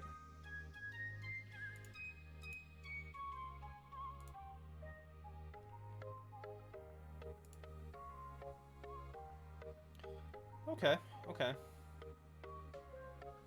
That actually is really, really good. So we're going to go ahead and get rid of this Twin Blade because we don't want him drawing cards when he eventually decides to attack. Make the Oak a little bit bigger. Let's see. Currently, the damage he has from black sources is 6, 8, 11. So if he were to literally block with everything, then my Burlfist Oak would die. You know, I think it's the time. I think it's the time. Let's see what he does here. I have a feeling he's just going to block with a bunch of green things.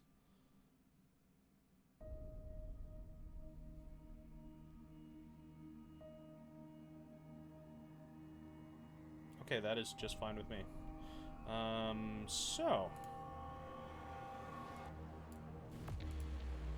let's go ahead and give it another counter. We are going to go pro... oh, I shouldn't have done pro green. That was my bad. That was entirely my bad. Should have been pro black. That's fine. We can actually use this to get that back and draw a card.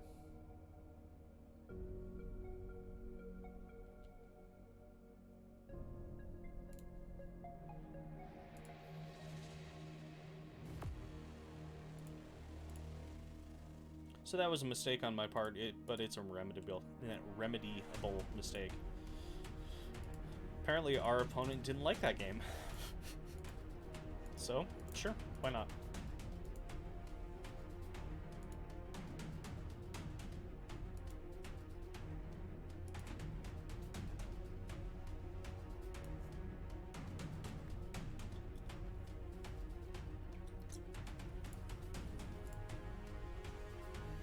Run it back.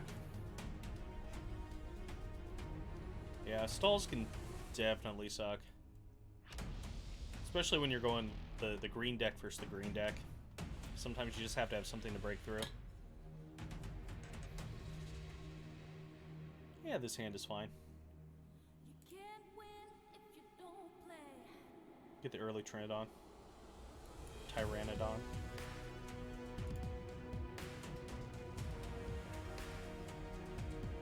Ooh, we have the life gain deck. That should be fun. Yeah, track down is very, very good.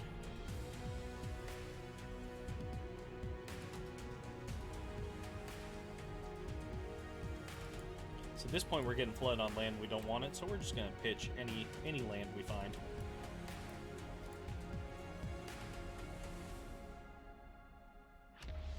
I think we're looking at next turn playing the Falconer and then playing the Bosseries afterward.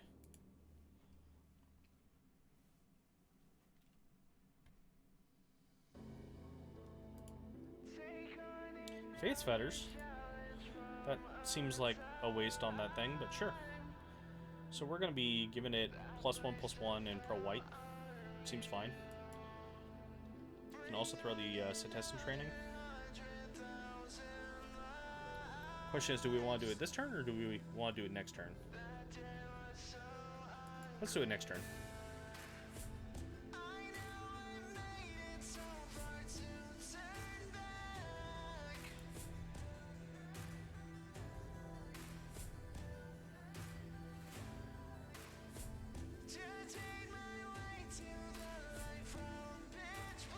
So, I think this gives us an opportunity here. If we want to, we can feat on this to get rid of this to make it attackable, and then also attack in and do a second one if worse comes to worse. I think we're going to do that.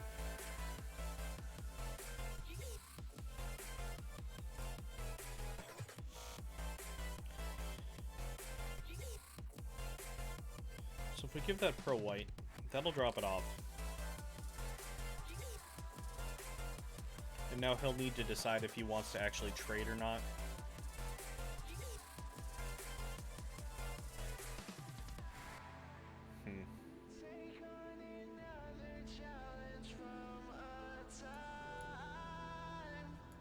We're just actually going to go ahead and do this and not attack this turn.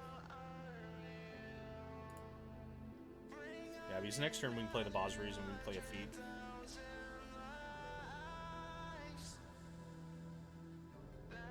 There's a good chance he has a piece of removal that can get rid of that, but it's not the end of the world if that happens.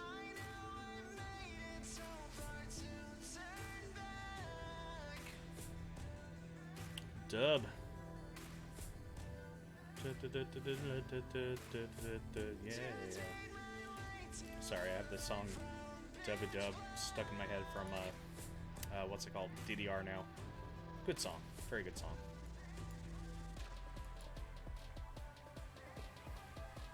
So unfortunately he is going to be gaining a lot of life off that stupid thing. But We will survive.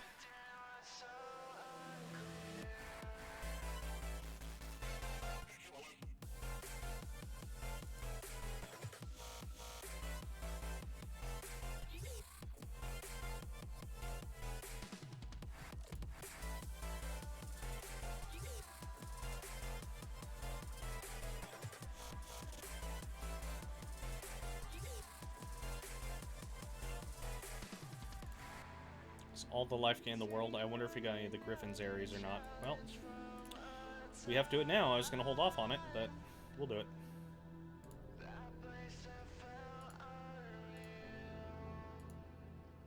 What, you don't want to attack? I mean, you still have First Striker.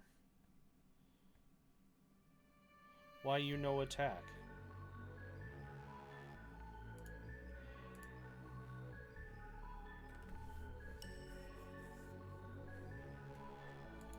Unfortunately, that fetid imp is a major nuisance.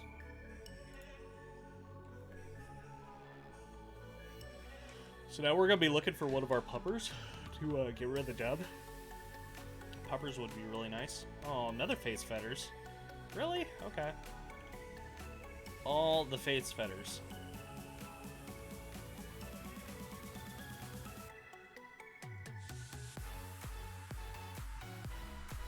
Huh.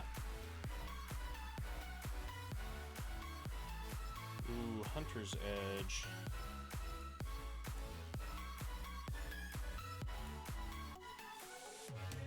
Just gonna keep getting bigger. Hi! Thanks for joining us today, Strangely Specific.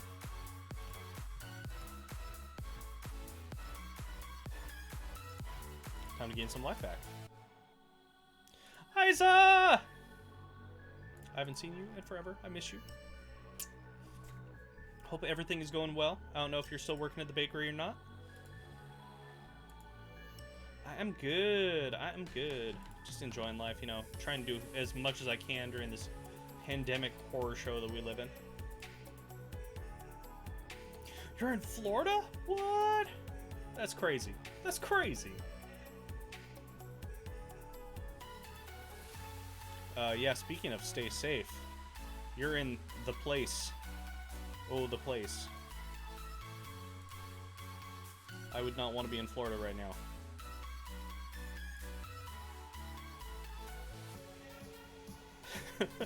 Yes, yes, I would expect that to all still be true. One of my cousins and his wife, they moved back to Florida and then ended up coming back to Oregon, I don't know, a couple months later. And they were telling me all their good Florida man stories. Not that Portland can't give Florida a run for its money from time to time.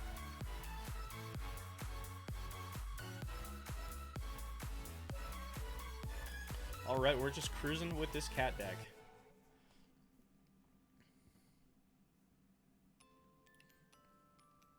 Yeah, the one nice thing about, you know, being stuck indoors and all that is there's plenty of time to play Magic and other various games, so decided to get the streaming started and having fun with it.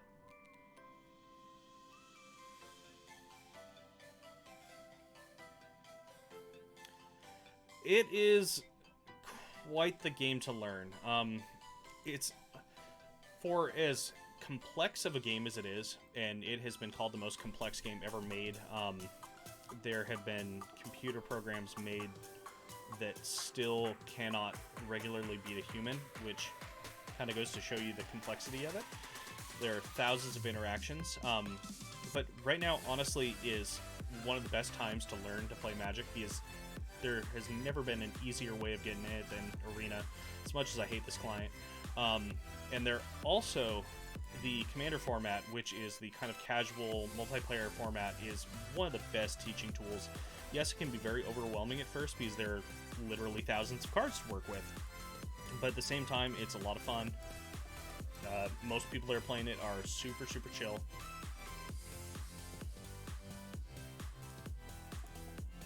And the art is always great. Oh, Yu-Gi-Oh! So, for me, I have this really weird relationship with Yu-Gi-Oh! I work at a card shop, so sell Yu-Gi-Oh, of course, and run some Yu-Gi-Oh tournaments, but I don't know much about it. One of my coworkers, though, is big into Yu-Gi-Oh. He's kind of the one that leads our Yu-Gi-Oh stuff, and he tried teaching me how to play once, and I got through like 3 games and said, never again. This is not for me. At the same time, though, I really like the Yu-Gi-Oh! Duelist of the Roses game on PlayStation 2, which I know has very little to do with the actual card game. That game was great! Ooh, we have choices here on 4. I think we're going to play a kitty. Yes, that is awesome. Yeah, I mean, that is totally the way to go sometimes.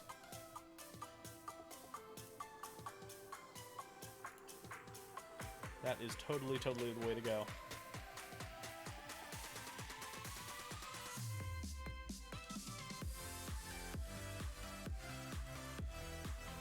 The waifu is doing just fine. She is actually at the beach without me right now. I'm a little bit sad. Doing a little getaway with her mom. They are having a good time. A good old time. But she's getting ready for school, so we're helping. Since everything, of course, is going to be online learning only in Oregon here. So we've been setting up and getting ready for all the schooling. And school officially starts next week. It's going to be exciting. And let me tell you, trying to get kindergartners to sit in front of a camera for several hours, it's a challenge. It's a challenge. But I think she is more than up to the challenge. Yep, school starts up next week, Jeff. A lot of places it's already started, especially along the East Coast. I'm a little bit worried about all the online resources like the Zoom and Google Meets and those things of the world just not working. That is something I'm worried about, but we'll see when it happens. Okay, he has the Death Toucher again, which is really annoying. This Kraken is very annoying when he has the thing that can make him draw at any time, so we're going to get rid of this. We're not releasing the Kraken. We're putting it to bed. It needs to go away forever. Yes, he is indeed going to the Shadow Realm. What can we say? Just never should have opened that Orichalcos in the first place. See, I got my Yugi stuff. Apparently, there's something about Exodia being based off some actual thing, which I need to look into, because that's kind of amazing if it is. Oh, Teferi's Tutelage, this is gonna suck. Unless I'm playing Teferi's Tutelage, I just never feel like I can beat this card. Thankfully, I do have a lot of random enchantment removal, so that is the plus. Yeah, we're gonna just send these in. Yeah, that was something too, is, so with the Yu-Gi-Oh card game, there have been so many printings of so many cards that, unless they're either the brand new stuff or the very original stuff, nothing's worth anything. So it was always kind of this daily challenge of people coming in with like Yu-Gi-Oh cards to trade in and being like, but they're the Egyptian gods, they're the big ones. And it's like, this is printing number 7 of this card. It's worth about 15 cents.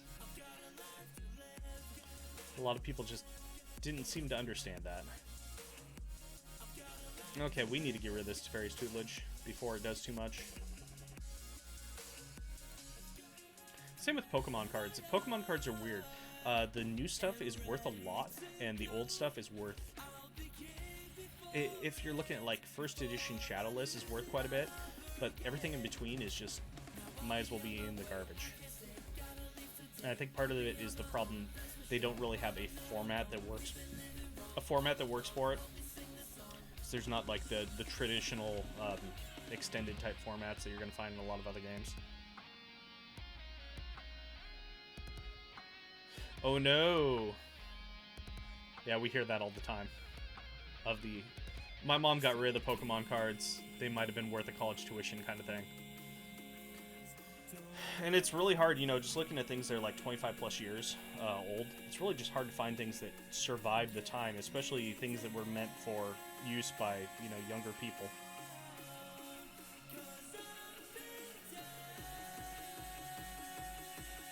Of course she kept the Beanie Babies. That only makes sense. Yeah, it's weird. So my aunt apparently has one of the largest Beanie Baby collections, or she did, on the entire West Coast.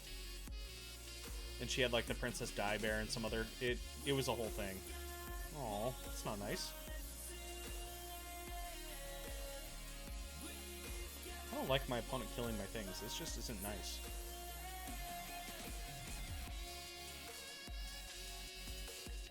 But Beanie Babies, they're so fun. Well, Beanie Babies to me are basically what Funko Pops are right now, speaking of useless fads. I know a lot of people like Funkos, but it's just, oh, they're so dumb. They're so dumb. I have purchased one Funko Pop in my life, and that was a Pikachu that I got for Franny. Just because that had to happen. But yeah, Funko Pops. Not the greatest of things.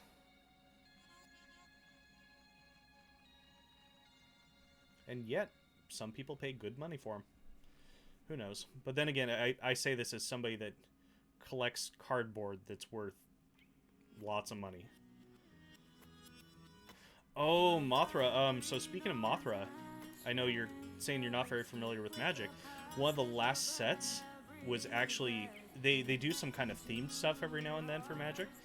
And this last set, Ikoria, the one before the current set, they added in a ton of Godzilla-themed things. And in these Godzilla themed things, of course, one of the cards was Mothra as an alternate art. It's really, really good. After this game, I'll go and see if I have... I probably have a Luminous Broodmoth Mothra. Yeah, it's good. They did a whole bunch of them. They basically just took cards and shifted the art and changed the name. Yeah, a lot of people did. I was actually really surprised, especially with Godzilla. It's very strange to see Toho actually license that to someone, because Toho usually doesn't like to give up control of their licenses at all.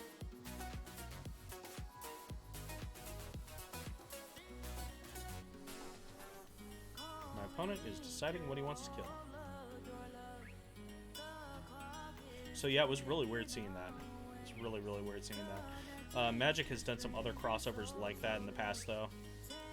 They just did a set of specialty cards that, like, one of the characters looked like, what was it, Cable from X-Men?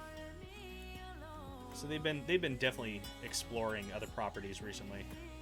They've had some crossover Transformers stuff and My Little Pony stuff. Transformers and My Little Ponies, well, they're both Hasbro properties, and of course Magic is owned by Hasbro. The Godzilla basics are really nice. Actually, I can grab a couple of those to show in just a sec. Once this game is over,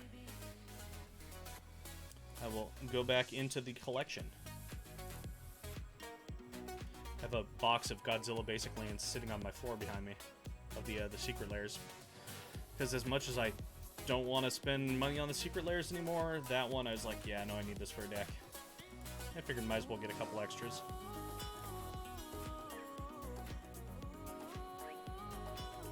Our opponent is fighting it here. Gonna be killing off... Oh, nope, they're not killing. Yes, that is exactly the deck. Actually, no, they were originally gonna go in Dino's Jet, but they ended up going in Ramos. Because I wanted to be able to use all 5 of them. And that way I only needed to open 3 of them. As a GG from my opponent. Good game, opponent. Let me go to a quick little ad screen really quick. I'll be right back. I'm going to grab some things to show off.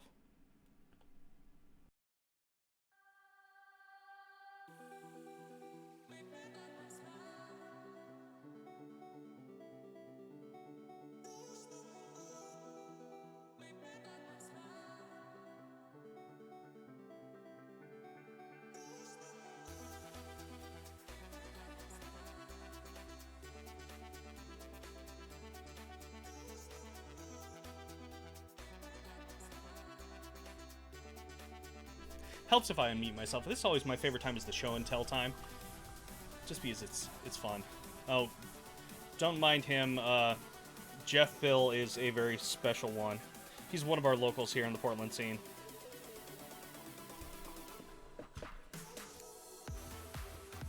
Okay, so speaking of Mothra, yeah, the Godzilla lands are kind of beautiful. I'm trying to get away from the glare here. Let me actually pull. No, no. Yep, kind of, almost, maybe. Let me turn off this ring light. That'll help. Yeah, so you got Godzilla and Mothra. And of course, they're in Japanese. I don't know if I'd go that far, Jeff. Some more beautiful Godzilla at sunset off the coast. Oh yeah, of course they are all shiny. They are definitely all shiny. The tradition of pimping out decks, as it were, goes very far in the Magic community. The very shiny, that is Godzilla and, oh god, what's the name of the sludge monster? I can't remember the name of the sludge monster. And then you got Godzilla and Rodan, which is kind of hard to see, but Rodan is over there on the left-hand side, right-hand side. I don't know, it's all mirrored to me. There is a King Ghidorah, yes. I'll try and find it in my collection if I have it. And then there's just Godzilla in the forest.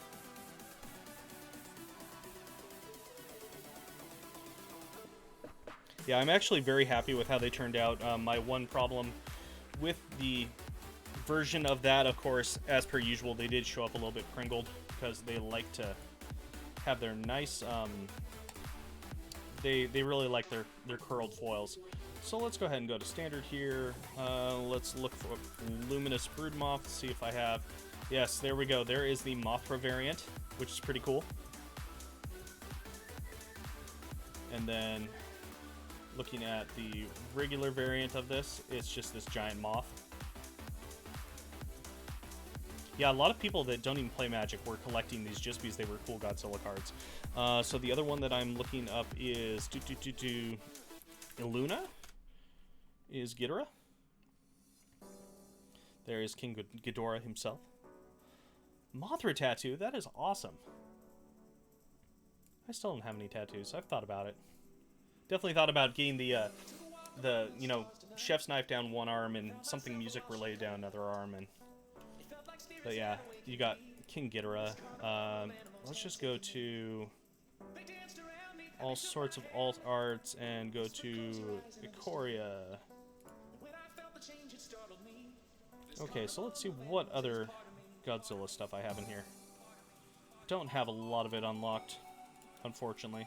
Of course, you have King Caesar, kind of a more obscure one.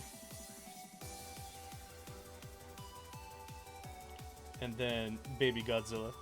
He's just so cute. Really love those eyes. Babyzilla is always one of my favorites. Not a great card, but still a fun one. I'm trying to think of what else I have here. But yeah, they've done some really cool stuff. And some real deep cuts in the Toho franchises. Space Godzilla Void Invader. So this card there was actually a lot of controversy over, because originally it was called Space Godzilla Death Corona over in Japan, and the original cards were printed as Death Corona, because that's what the character is actually called. And you know, he has the Corona beam and all that. Yeah, it was one of those things of just super bad timing. Ikoria came out in like February or so. So this card, the foil variant of it, it's actually highly collectible because of that misprint. Yeah, it is a super oof indeed. Trying to think if I have any others here that are fun. Of course, you have Destroya. That was a fun Godzilla movie. Godzilla Doom Inevitable. I actually just recently saw this Godzilla. This is from Shin Godzilla, and I had not seen it until probably a month ago. I was surprised by how good it is. It really goes back to the original feeling of Godzilla, which is kind of awesome. His tail does kind of look concerning, to say the least. It's very phallic, and when you get up close on his tail too, it's really creepy because it looks like it's made out of skeletons. Yeah, but really good. Kind of going back to that, not so much like Godzilla versus people or Godzilla versus whatever. It's more kind of that Godzilla as a natural disaster, environmental disaster kind of feeling. So definitely Shin Godzilla is a good one to pick up. Angurius, of course.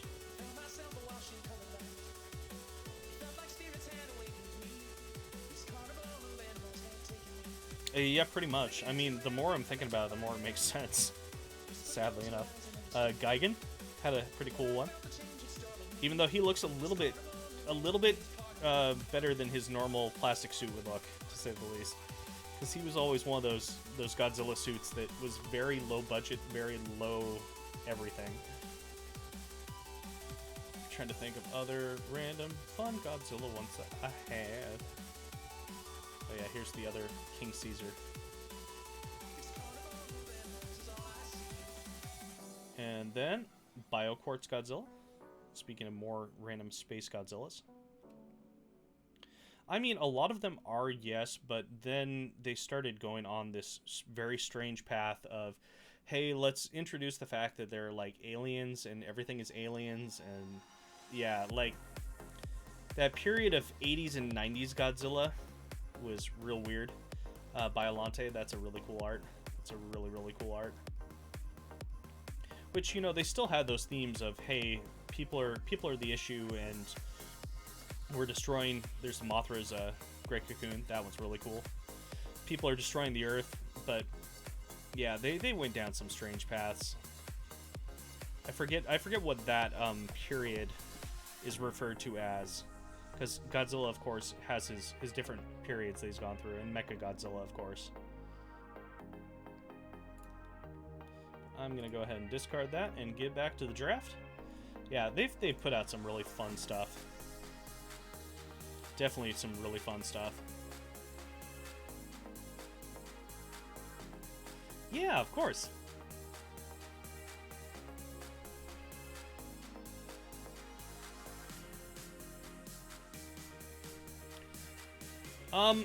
They don't really have Lovecraft per se. They've had several sets that have been kind of themed Lovecraftian a bit. There is one of the main antagonists is a kind of race known as the Eldrazi, and they're kind of shapeless horrors of the void kind of thing that will drive people mad just by looking. It's basically Lovecraft, and those have been around in a couple settings.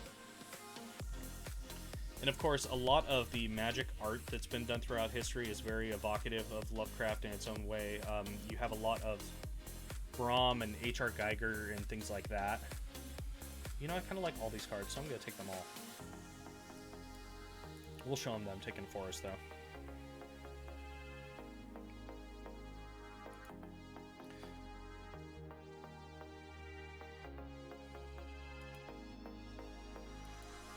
Okay, do we want to play out the only thing we can? We go cat into cat? Heck yeah.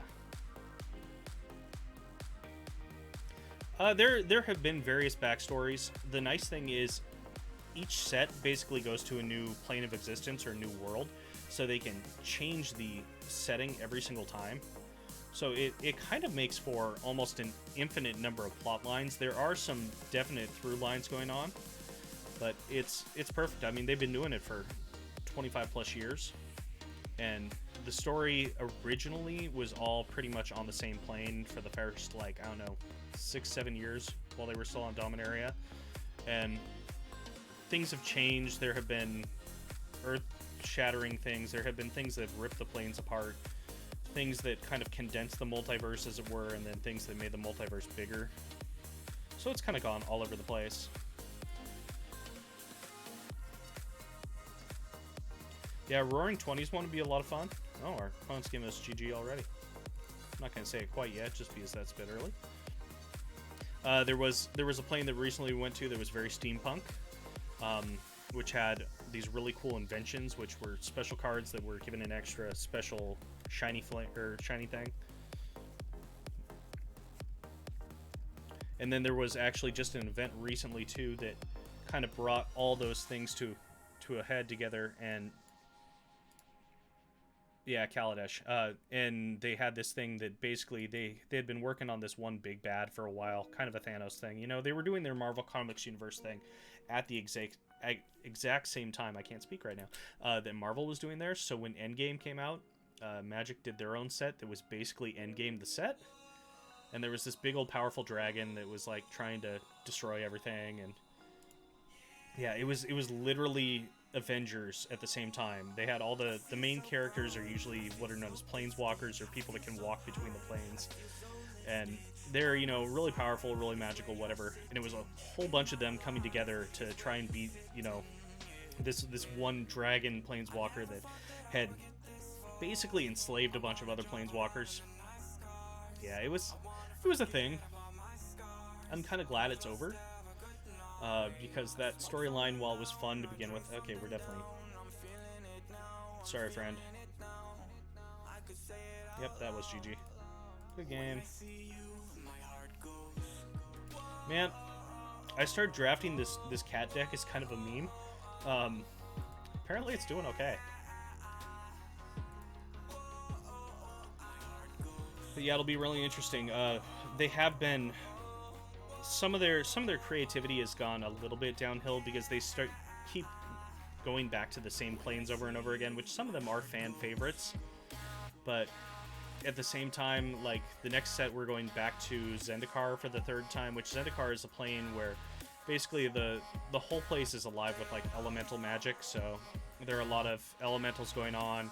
The last time it was there, those Lovecraftian horrors were actually there and destroyed a lot of it. So the next set's going to be the aftermath of what happened like 8-9 sets ago. Okay, we got cats. At some point we'll go back to New Phyrexia. That would be nice. But yeah, it's interesting. We just had a set that was basically a world that was Egypt. We had a set that was... the last set, Ikoria, was based around monsters, and that's kind of why they did in the Godzilla theme, was to have all the monsters. Oh, this is the first time I've actually drawn this, the Animal Sanctuary. Yes.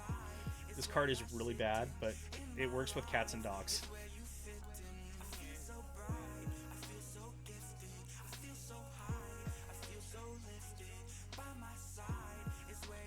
Karn would like to drop a nuke on it, but that's not going to happen. Oh yeah, always trust in the heart of the cards. Okay, so he's gonna...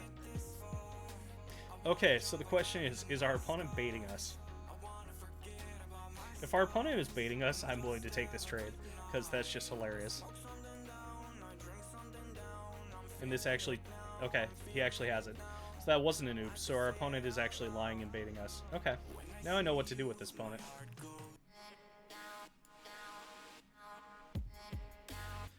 Sometimes it's an actual oops. Sometimes they're just using the emotes to try and bait us. It's fine because it just means that I trust nothing that this opponent does for the rest of the game.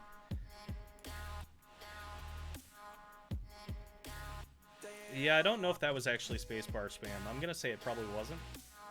Oh. And our opponent just scooped.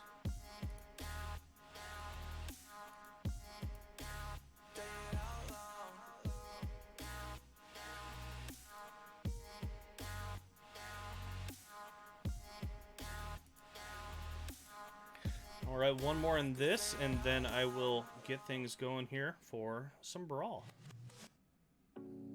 Oh yeah, I've definitely done that too. One errant press of the spacebar and you are screwed. But usually you don't have a something backing it up. Other games I've been playing, been trying out some various computer backlog stuff, because I just recently upgraded my computer for the first time in 8.5, almost 9 years, and so I'm no longer working on my old laptop. I have an actual desktop tower for the first time in forever, and I've been going through my backlog. Some of the stuff I've been putting up on my YouTube channel, but I did take it down because there were some weird strikes that I was getting against YouTube.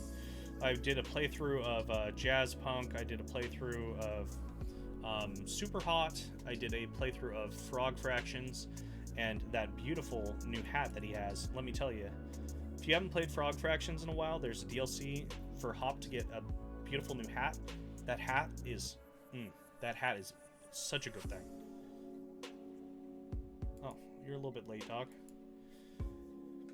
But yeah, trying to figure out what I want to do for my next long playthrough of a game. So I've been mainly on Twitch doing the Magic stuff. But we'll get back to some computer games here pretty soon. Oh, that wasn't nice.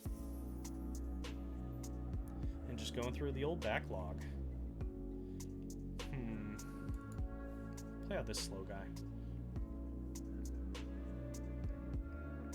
really want to get into Fey Tactics. That looks really good. I just downloaded that recently and haven't had a chance to start it up yet. If you know the old like Final Fantasy Tactics or Ogre Battle type games, Final Fantasy Tactics is one of my favorite games ever, and this thing looks about as close as you could get to it. Yeah, we'll go that.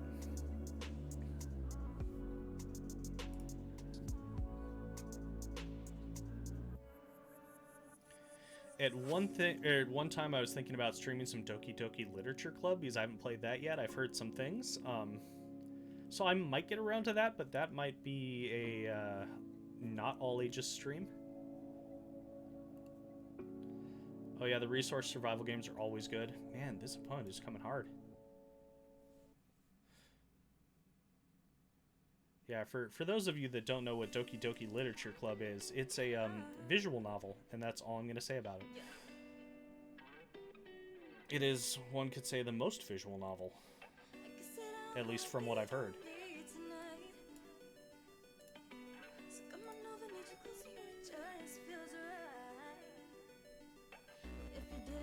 Ranger's got, oh man. Oh, yes, I saw that. I Love You, Colonel Sanders looks amazing. I might get around and do that. I'm a big fan of those kind of bite-sized games like that. Colonel Sanders cool. Yeah, we're just gonna call it. Good game, friend. Yeah, from what little I've seen, that just looks intense. And something like, okay, yeah, KFC, you're finally doing something good. Man, if I had a VR headset, I would also stream the VR KFC thing. The training.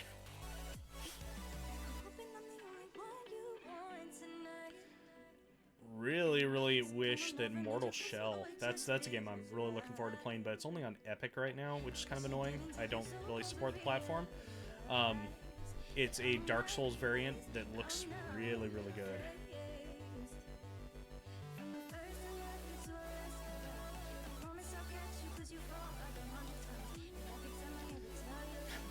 Yeah, I agree. They're definitely winning your heart, but not your mind. Can't think of the last time I ate at KFC. Was probably, I don't know, it's probably a year ago. I have a Popeyes right next to my house, and as much as I love the Popeyes chicken sandwich, I am not a fan of their spicy chicken sandwich, just the regular. And probably a third of the time they give me a spicy instead of a regular. So I'm just like, come on, guys, it's not that hard.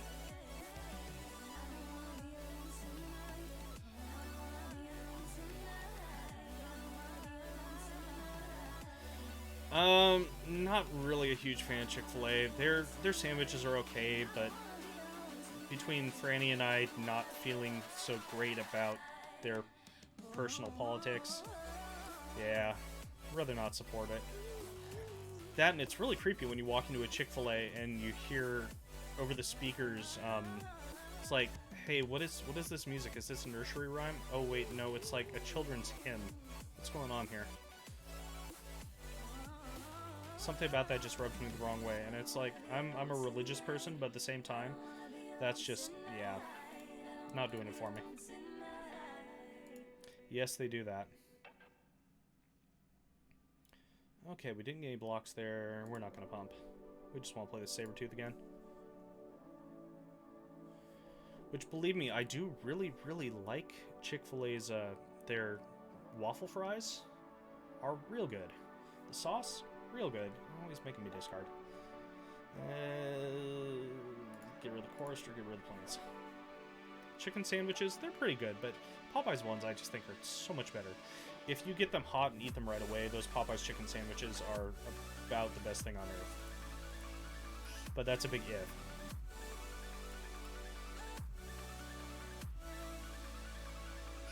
See if he's willing to take the damage yet.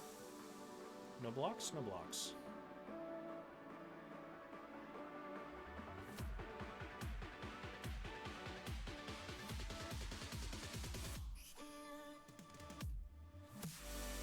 Oh, we got the cat. It's not terrible. I mean, it's not the best draft deck I've ever had, but it's like surprisingly not terrible. Which I'm kind of concerned about. Cats shouldn't be a thing.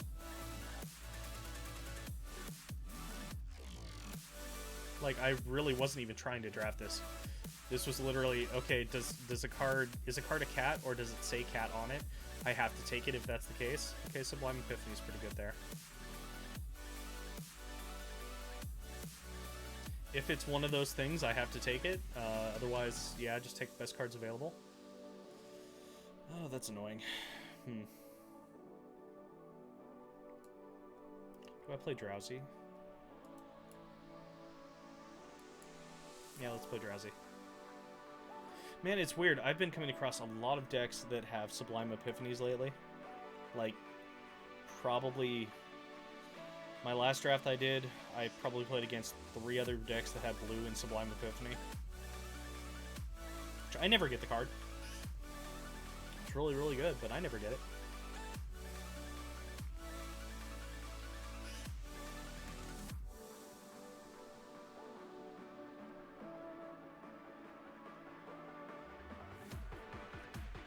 Nope, that's annoying.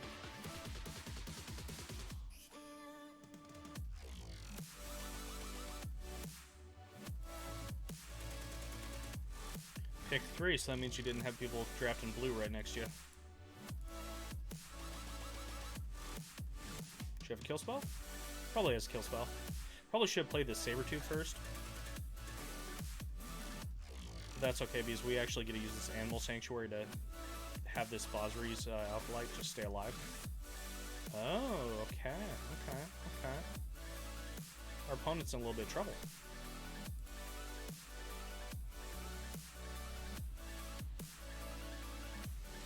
So you're going to use a Frost Breath, maybe? Capture Sphere. Okay, that's fine. That means this Bosri is attacking just fine. He's going to block, I'm going to pump, because it is a cat.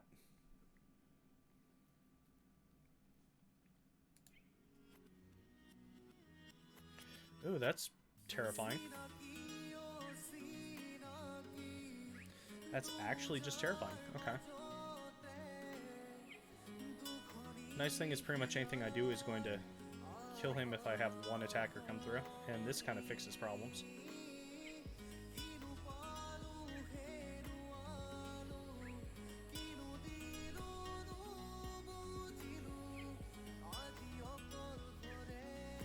Have to wait on this, but next turn we probably have him. Okay, so Isa, since you're down in Florida, what is the best local delicacy in Florida that we can't find up here in the Pacific Northwest? That's what I want to know. So there's always something regional that just isn't around. We have so much great food up here, but there has to be a chain or something down there that I just don't even know about.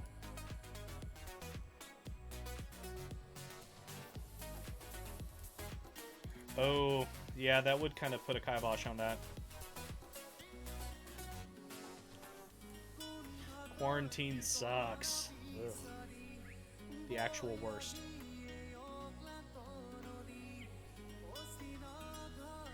Capture Sphere. You're not nice. Okay, so he has to block there. That's fine. So he blocks there. That Pupper's just gonna get through. That Sabertooth is gonna get bigger. Yeah.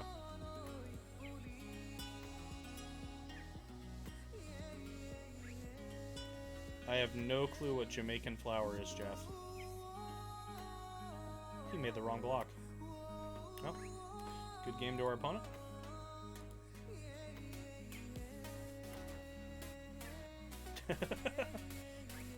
Yeah, understandable.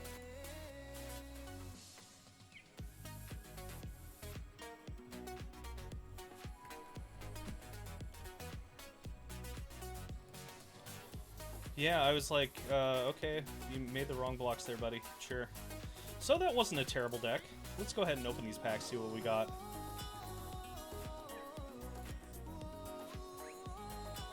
Yeah, it's weird. We're, like, really nice today in Portland, but we're heading into a couple 90-degree days.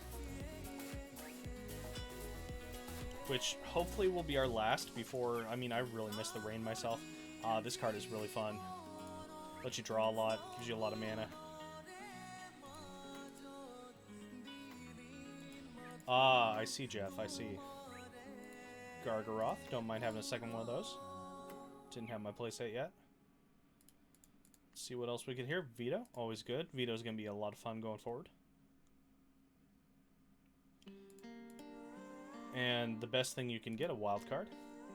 Because you can never have too many wild cards. Idle is useless, but that's okay. Gotta have some chaff in there. All in all, these have actually been decent boosters. Volcanic Salvo, another not wonderful one. I spoke too soon. Spark Hunter, okay, cool. Well, I am going to go to a quick little break here while I try and figure out the Discord stuff so I can have Jeff join me on a game, and we'll be right back.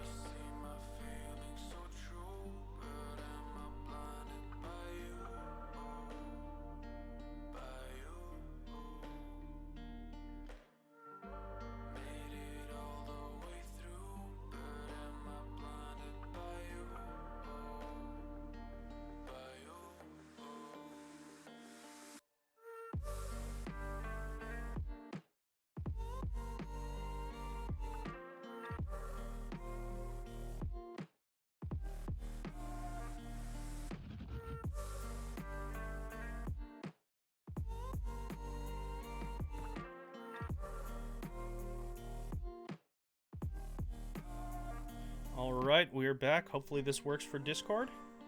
I'm going to see if I can hear Jeff on this end. Oh, and I cannot hear him. Let me... Always fiddling around with the good old settings there. Jeff, go ahead and talk. You should be live. His name is Jeff. Oh god, it's going to be one of those days. Just checking out. Jeff, when you talk... Oh, we don't want that overlay. We'll go ahead and switch over here. That's fine. Isa is saying Bill, so hopefully she can hear. Isa, can you hear Jeff? I'm not asking you, Jeff. Oh, she cannot. Let me switch up where my output is going really quick. We might just be Jeffless and just be playing against him, who knows. Okay, doing that to that to that. There's the one downside of audio routing on the fly, is sometimes it doesn't work.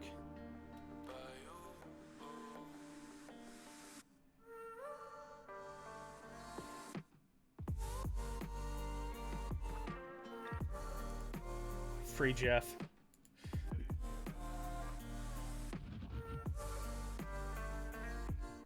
That is fine. Alright, Jeff, I'm actually going to have you jump over onto one of the FF Discord ones and join me on that channel, because that might fix the problem. Just trying to get a little chat thing here. We're over on table 10. We'll see if this fixes the problem. Fixing on the fly, fixing on the fly.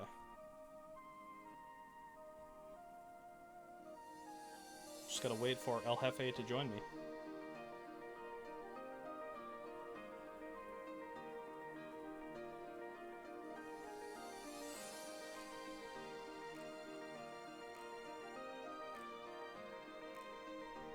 In the meantime, let's go ahead and get this going here. Direct challenge to an opponent. We're gonna do best of one brawl.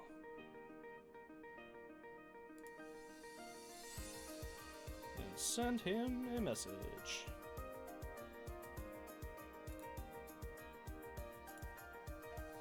We're going to go ahead and start out with this deck.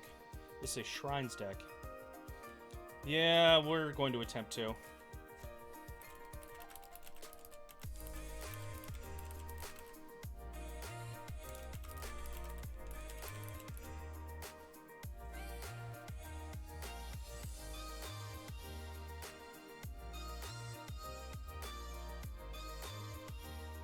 And if not, we just might not have any Jeff boys going on.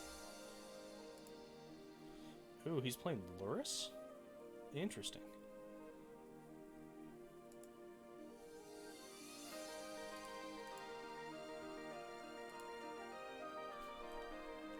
Oh, interesting. Okay. Just kidding. So it looks like Jeff is not going to be heard this time. That's fine. We'll have him seen but not heard. Are you okay with that, Jeff? Are you not in the Final Fantasy Discord? Oh, Jeff. Yeah, because we don't have any...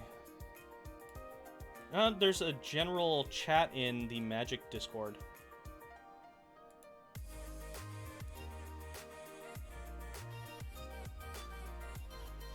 Let's see. Let's see if he joins here. If not, we just might be Jeffless. That's fine.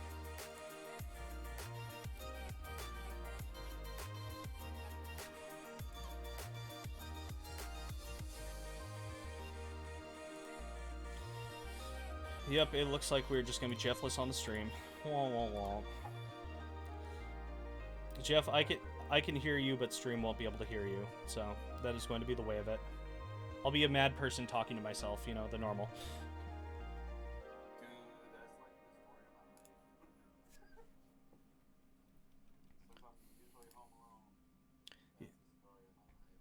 Yeah, I will make sure to set up the Discord channel properly after this so we can actually have a two-way conversation.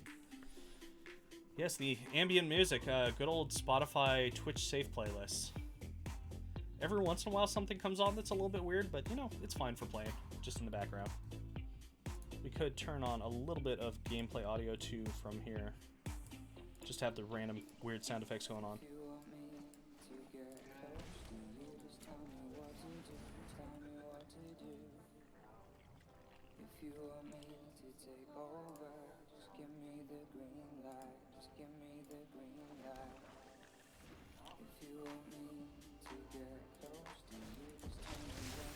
Alright, so the whole goal of this deck is to either play Kenrith and have some fun with him, or... Oh, actually, so it's funny that you say that. Certain cards actually do have animations to them, especially depending on the rarity of the card. Once we start seeing some rare and mythic rare cards, you'll see some animations happening. What do we got going on here? He's going very wide.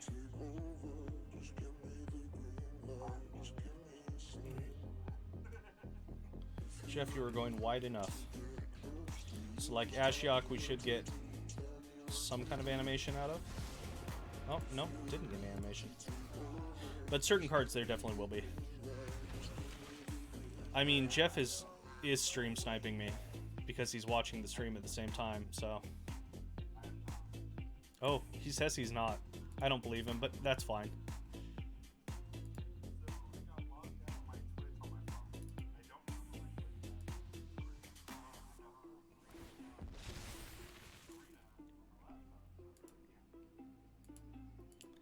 And anyway, even if Jeff was stream sniping me, I would feel pretty good because I've put Jeff in his place many a time. That is one of my goals in life, is to keep Jeff in his place. If you knew him, you'd understand. Love you, Jeff.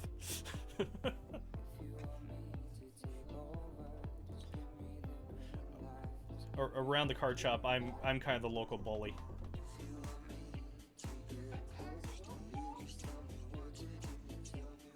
He's come to the realization that whenever this happens, something mills. Yes, Mr. Jeff Bill.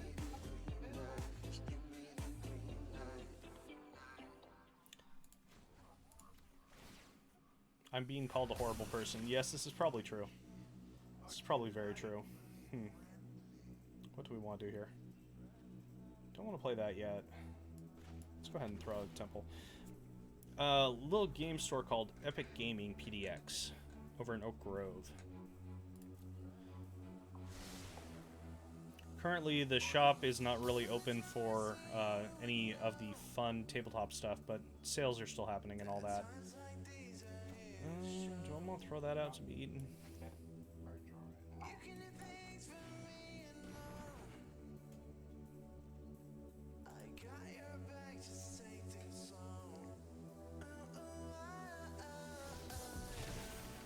Yeah, the really nice thing about Epic Gaming 2 is the fact that even before all this stuff happened, we switched to doing a lot of online stuff, so streaming of events and a lot of digital gameplay, a lot of that kind of stuff. We're still doing every Sunday. There is a Super Smash Bros. Melee tournament going on online. It's one of the longest running Smash Brothers tournaments around. Do I want to kill that cat? No, not really. I don't want to kill that thing either.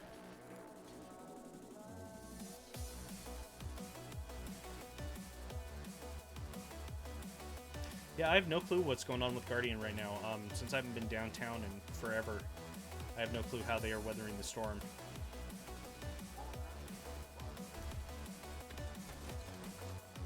Oh, I'm being told by Jeff that apparently they just bought Rainy Day Games.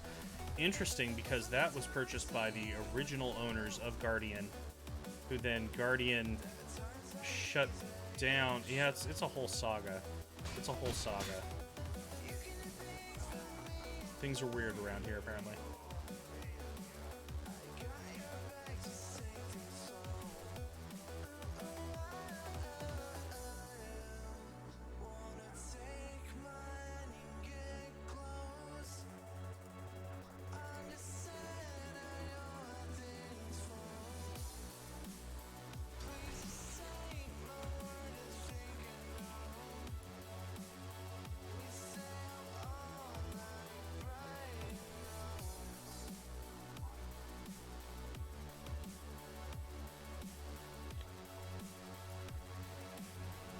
Yeah, it being PDX is kind of weird.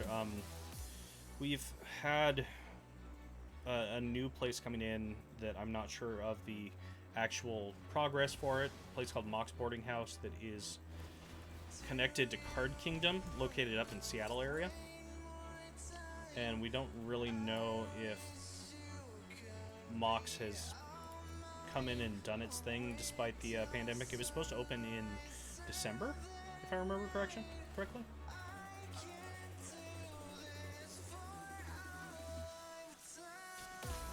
Oh, Mox did actually open. Okay, I'm very surprised. Because that's the thing, most places aren't open for play space around here because we are still under gathering limits. And so tournaments, things like that, just can't be had at the current moment.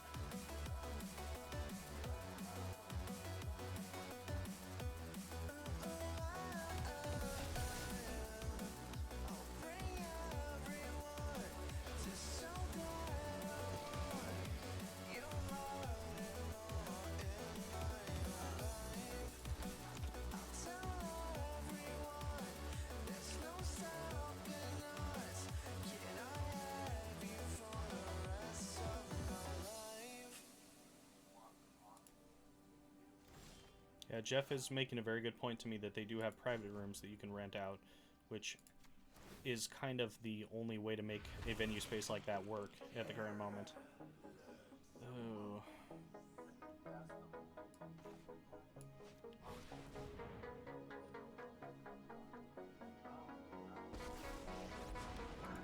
Jeff is asking me why I have this. Okay. Garrick is fun.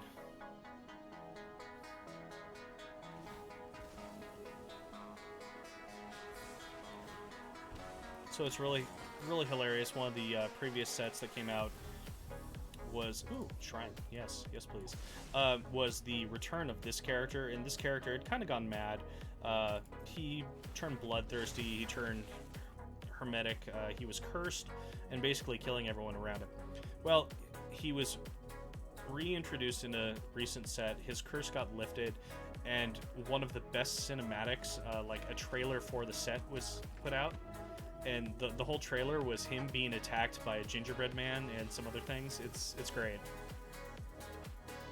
The whole set was very fairy tale themed.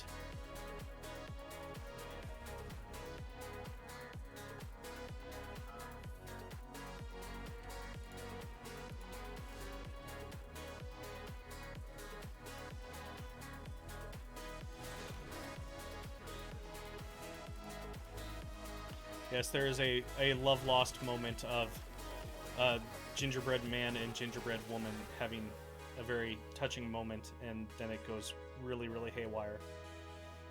Okay, what do I actually want to do here?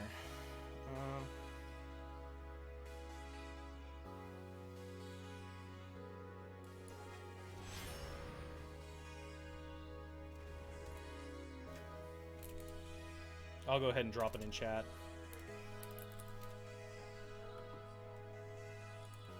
Just because it's really cute.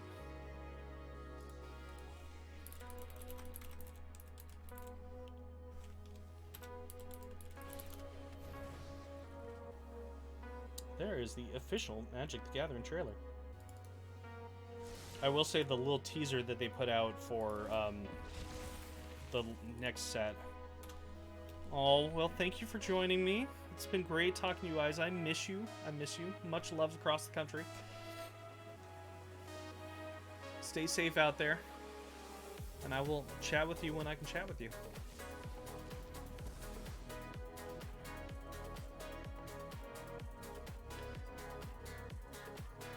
And for now, it's just going to be me beating up on Jeff, making his life miserable.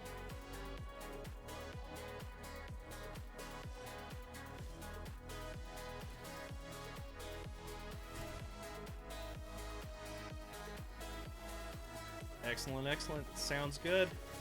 We'll see you then. Hopefully I'll be doing some more computer stuff as opposed to just the card game stuff. And I would love to start watching you if you were streaming again. Actually, I have to go.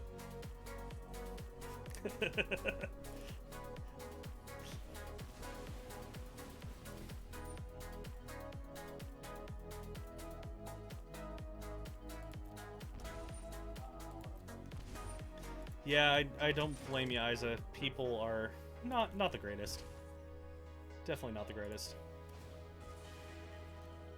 Jeff says, hey.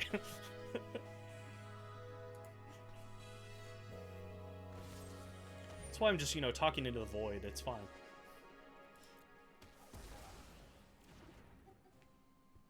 I will see you later.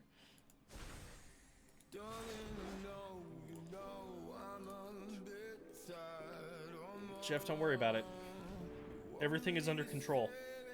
Things are by no means getting worse. Everything is fine. Everything is fine. Jeff says he's scared. Yep, after the stream is over, I'm gonna need you to stick around with me for a moment, and we'll fix some of these audio issues. Man, you have nothing I want to get rid of here. So we're just gonna go om-nom.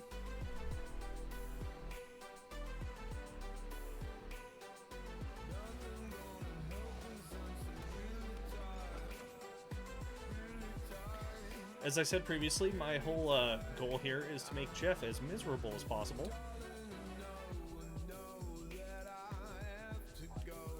We're getting there eventually. Oh man, that has protection from odd. I don't like that. Sure, we'll just get rid of that. And make you get rid of the last card in your hand. I will.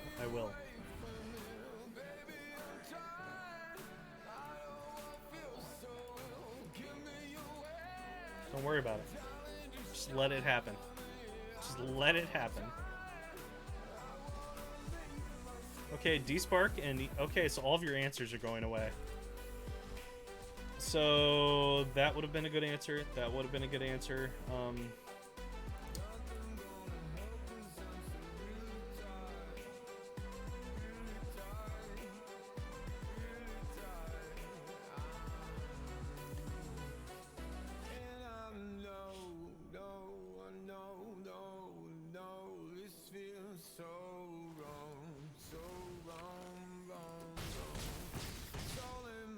It's okay, you have a 7-point life lead, doing just fine. I'm gonna keep screwing around with my Discord audio stuff here.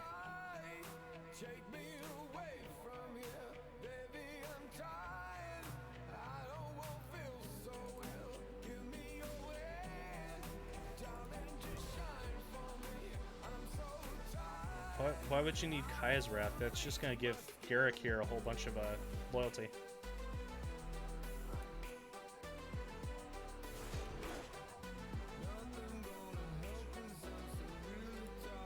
It's fine, it's only a little bit of life.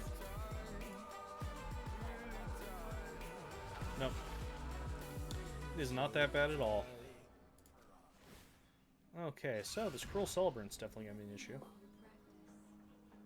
Wish I had a good way of getting rid of this oven here.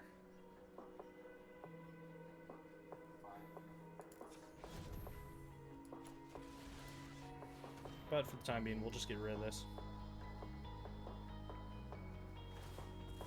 On the plus side, Jeff, I don't really have cards in hand.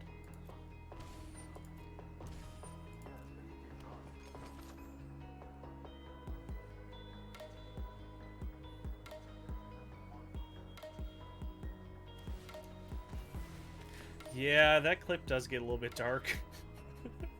But it's really cute.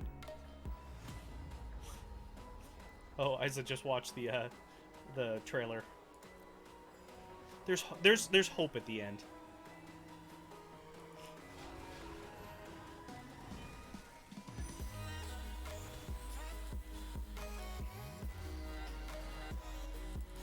Time to put you out of your misery, Jeff.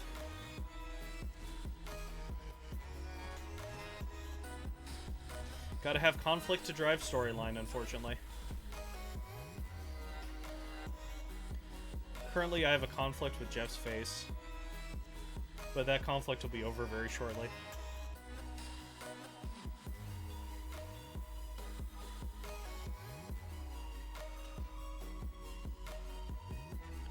Okay, back to checking out what we got going on here. So, some live audio routing as we go. So that's been sent to B3. Let's send it to B2 also and see what happens.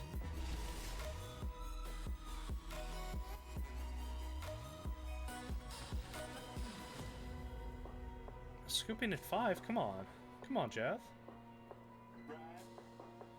Yeah.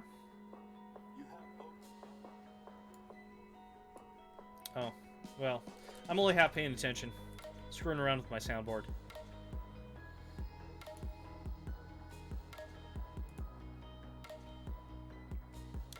Yeah, these things happen. These things happen. Maybe if I add some more audio.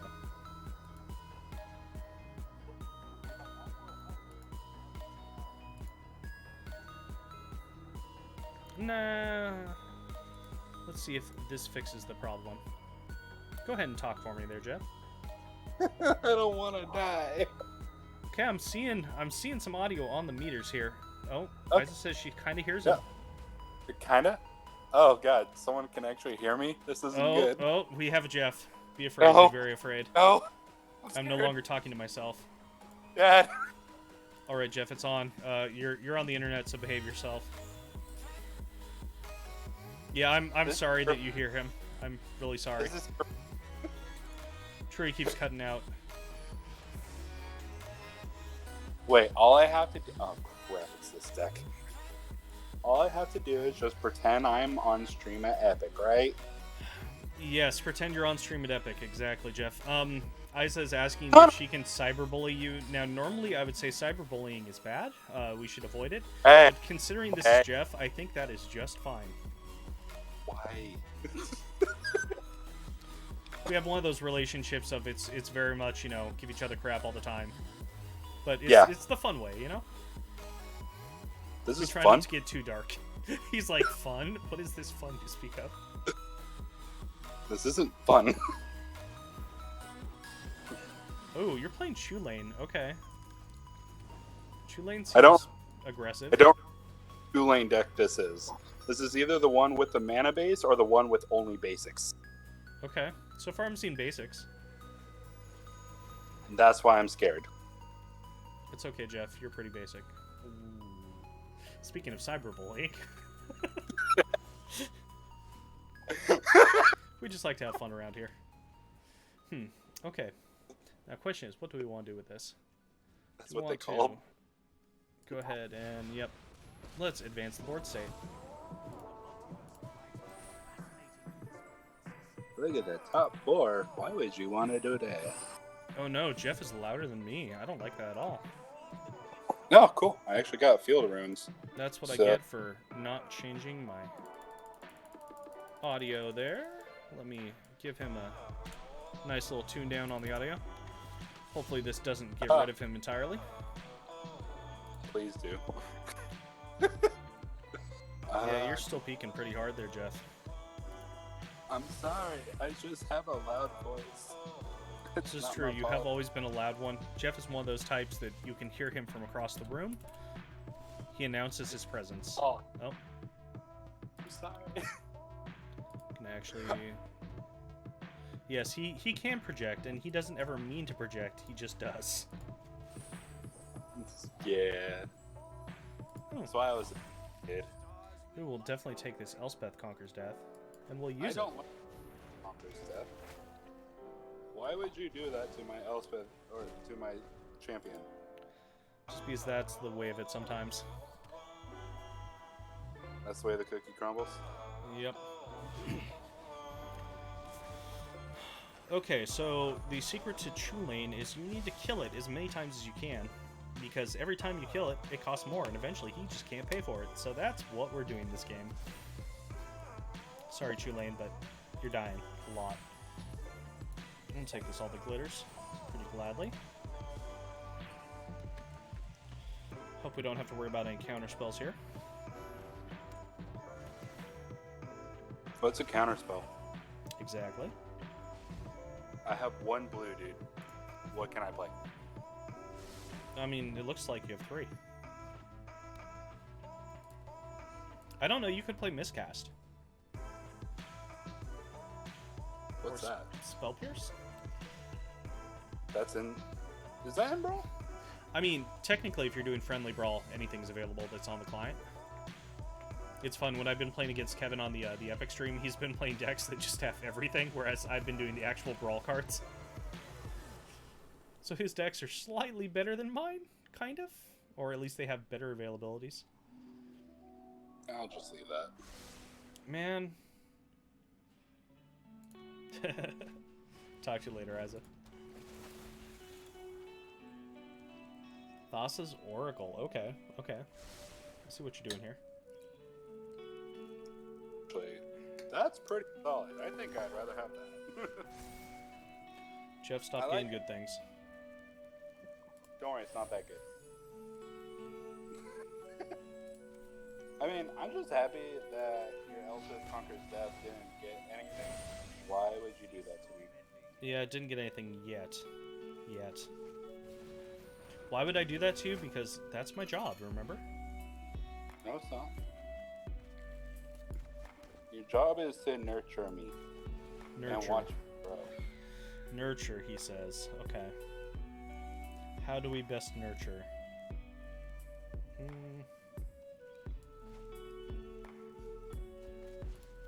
I know what I need to start playing in my decks. Jesus Christ.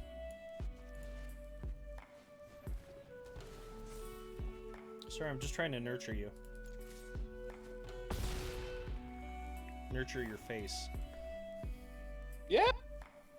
Oh, speaking of faces, turn this back on. So we're gonna play this.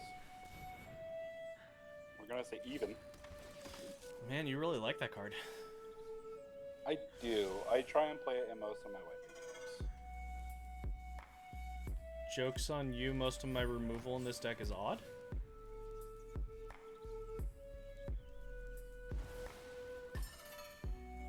That wasn't very nice. Yeah, well... Shut up. Do I just sacrifice this, or do I let it take a hit? That's worth it.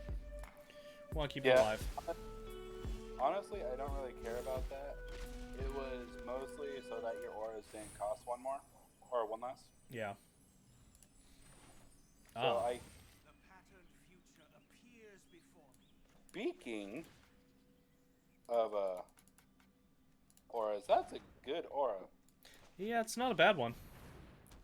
It's probably the best answer to all Brawl Commanders in this set, or in this format. Yes. If I'm playing a blue deck, I usually play Frogify. Yep, Frogify is very good too. It's one of my favorite things that I play in my Ashiok deck, because they play their...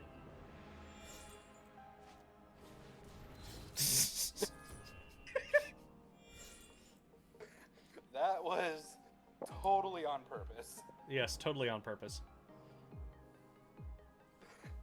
Oh, that was a great top deck. Oh, that was funny. Oh crap! And you. Oh, this is scary. Yeah, unfortunately, it's no longer a creature. Oh, We'll go ahead and put a +1/+1 on here, though. Don't worry, it'll be a creature again very shortly. Yeah, I don't doubt that.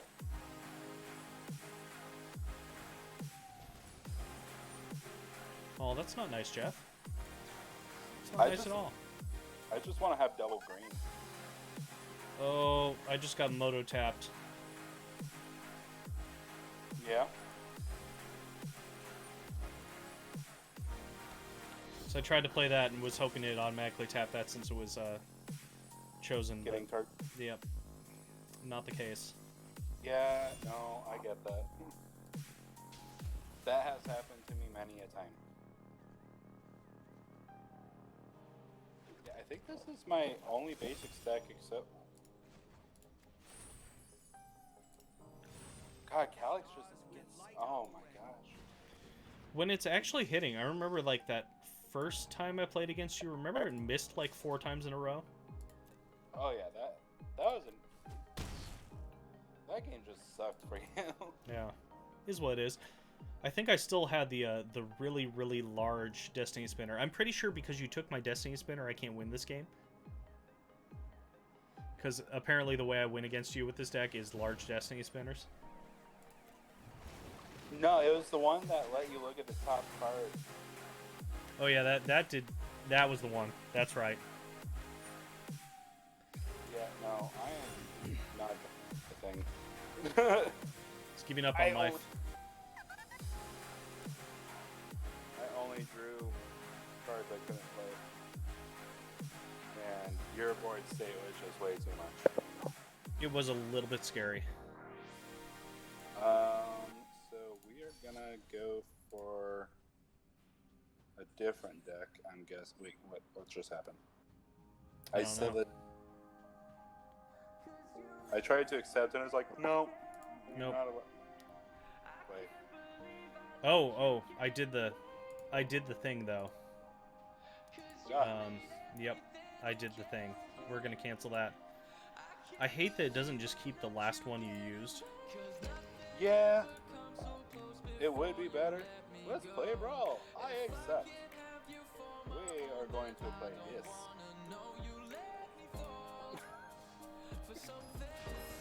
Depending on how long this goes, this might be the last game I have time for. But Okay. if not, we might be able to get a second one in if this game is short. But knowing that you're playing Yorion, this game probably won't be short. Maybe. I was playing against Kevin yesterday, and he was playing a Teferi, 5-drop Teferi deck. And it was one of those where he played it, and I'm like, how do I deal with this? And then I got a mass manipulation. I'm like, okay, this is how we deal with this. Your Teferi is now my Teferi. I will now ult your Teferi. What? Yeah, no. Sadly, it didn't come down to that. Dang. Oh.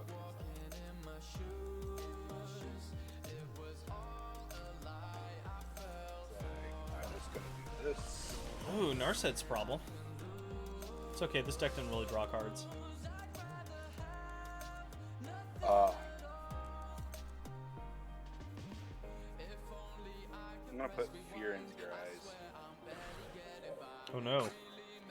Being attacked by sharks. Yes.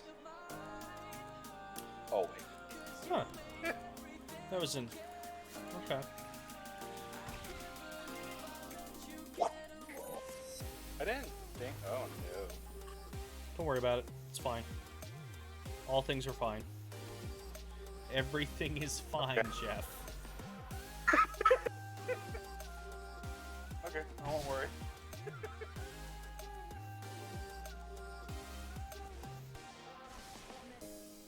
Yes. Okay, One of my- what do we want to do here?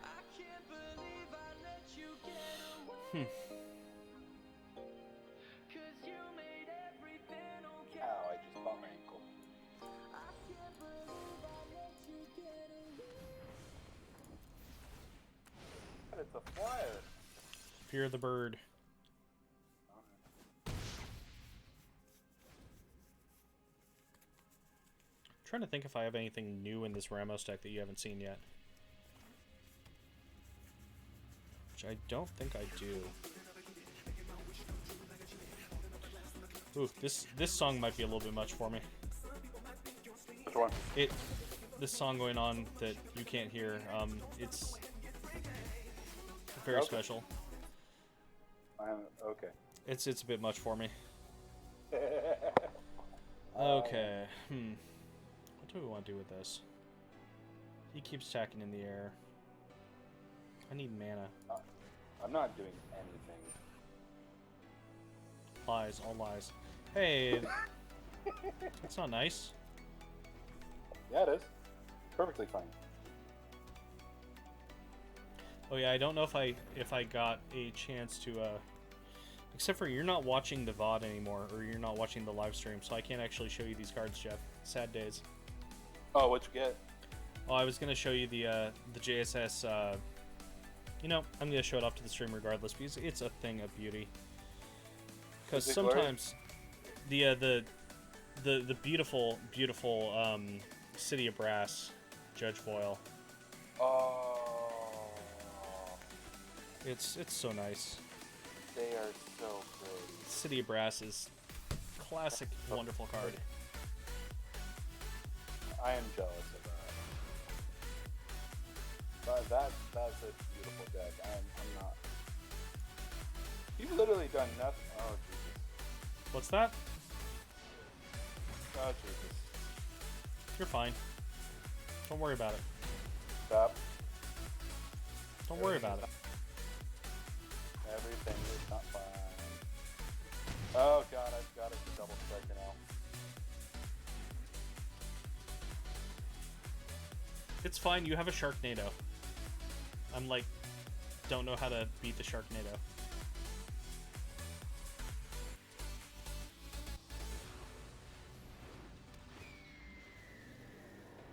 And they have a Yorion.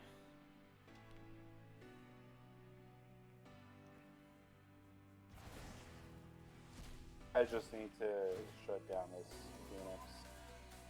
At least for now. Not let it attack this turn. For the moment, the Phoenix is shut down. Sad days. It's okay. Yeah. If you mutate it, it's dead, but... Do we want to do that first? How much do these things cost? This cost 4. That's no fun. Well. What the heck? We're just gonna do the thing. Like I said... I got more cats! See, we're just trying to still play the cats game. I still can't believe that draft deck actually worked out. Yeah, I don't know how it did, but it did. That deck was me looking at first pack 1, pick 1, and going, okay, we have a Feline Sovereign. Do we force cats? Do we force cats? Yes, we force cats.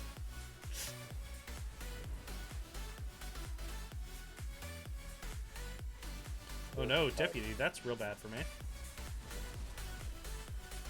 That's not nice at all. How would you do such a thing, Jeff? I forgot that's how that works.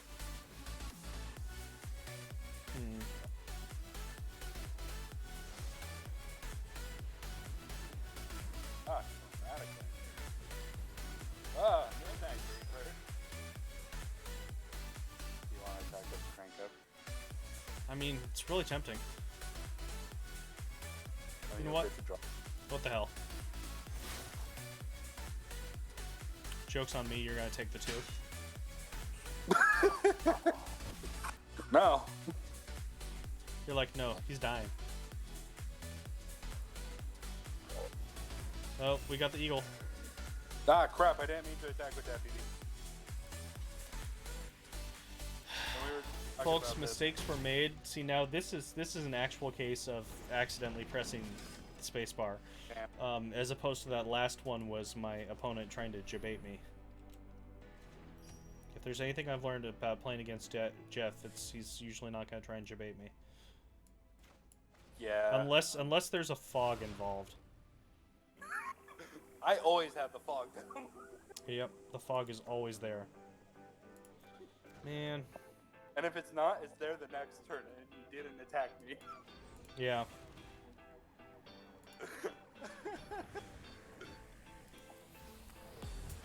Let's get that Krenko back. Why? Yeah. Yeah, might as well send that. You might as well send that. Might as well just send them on all. They just want to come say hi, Jeff. Hello. How's it feel being at 2 life? Oh, dude, it's great. Don't worry, there are a bunch of kitties and gibble gobbles just waiting here for you. On the plus side, this counts as that quick game, so we can get a second game. I shouldn't say that. That's BM.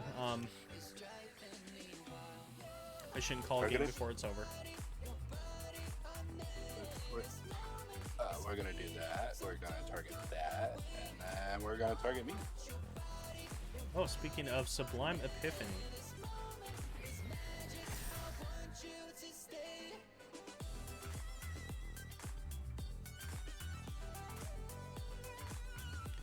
Did he find an answer? Tune in later to find out. Nah, I didn't. You have enough attackers on that too. Because I drew a creature, but it just wasn't enough. Alright, let's go ahead and throw it into one more game here. Alright. We're going for the Jeff Sweep special here today. Hey, look, they leveled up somehow. That's always a good thing. Yeah.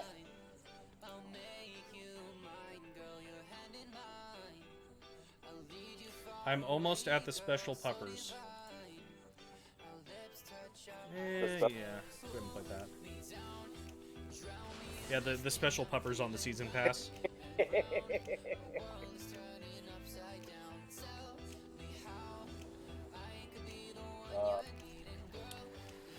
Never really tried before to get one of, or to really do the season pass thing, but I figured since I'm going to be spending more time playing, might as well.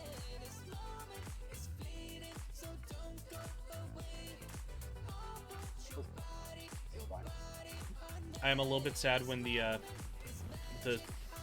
ladder change just happened. I ended at 96 percentile.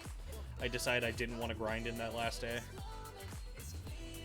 Oh, that sucks. Is what it is. I ended up going to like 800 something on the ladder, so I'll take it for standard play. Hey, you know what? That's awesome.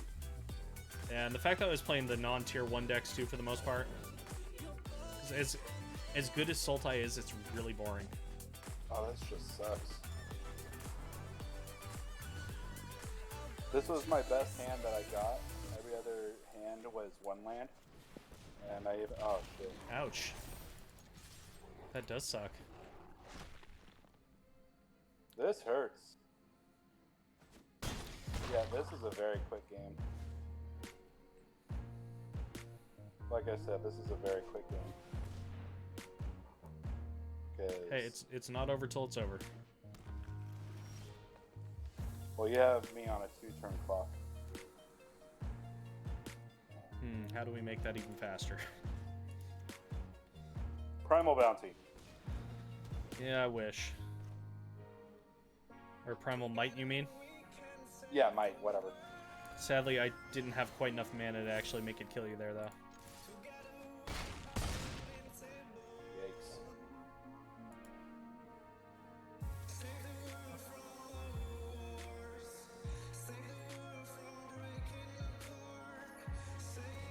Okay. Got your own Beastwood quests. Yeah, but I don't know what I'm supposed to do because I really can't afford to take a Yorbo hit, and I didn't draw the land that I wanted to this turn.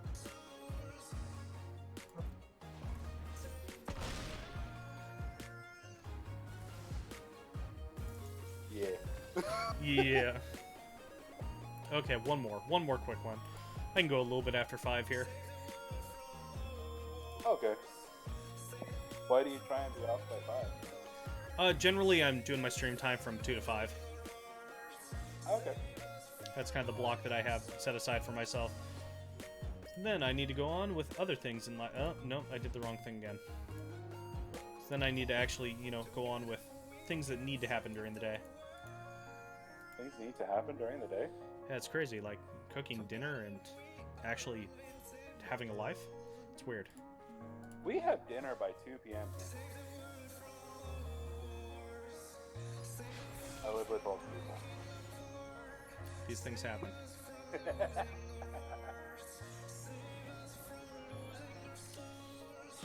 Okay, Jeff, you'll be happy to know this hand is not anywhere near as explosive. And you get to go first, so this time you get to do this thing that I just did to you. Only if I draw land. I have 3 land, that's like more than I ever need. I drew a land, it's okay.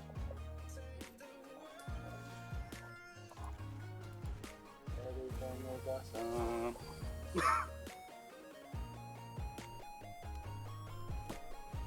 I wish I would have drawn you over you, but whatever.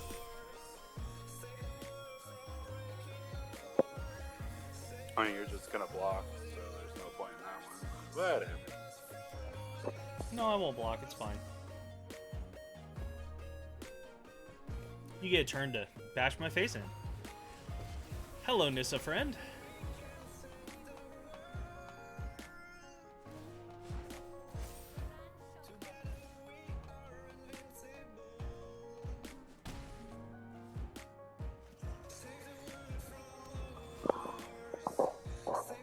Alrighty. Well, we might as well play the same game you're playing. My game's better. And Jeff is jeffing. What are you talking about?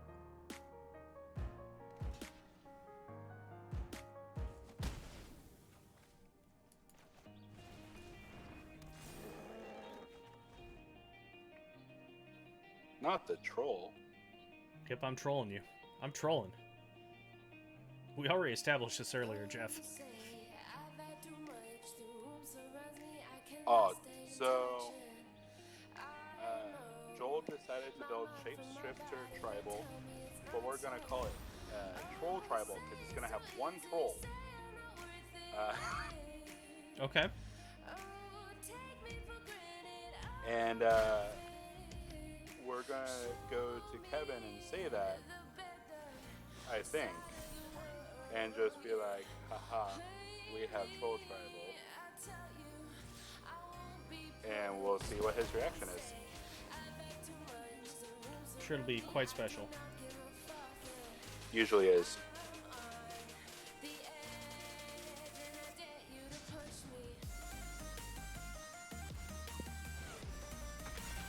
Can you stop? No. Cruel and unusual.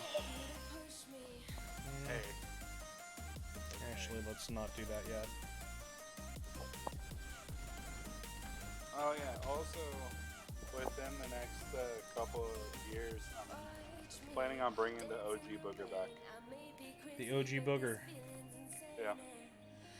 I've been having a lot of fun with Nissa as a mono green, of course.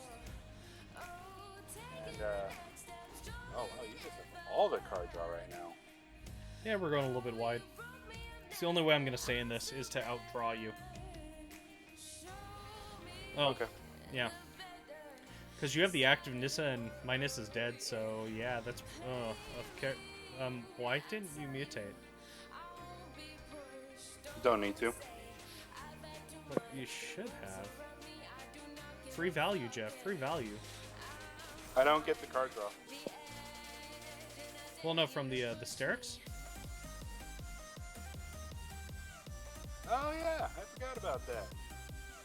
So, the Great Horn used to be my only mutate card, but I decided to add the barracks, and I'm not used to it being a mutate card. Ah, yes, I see.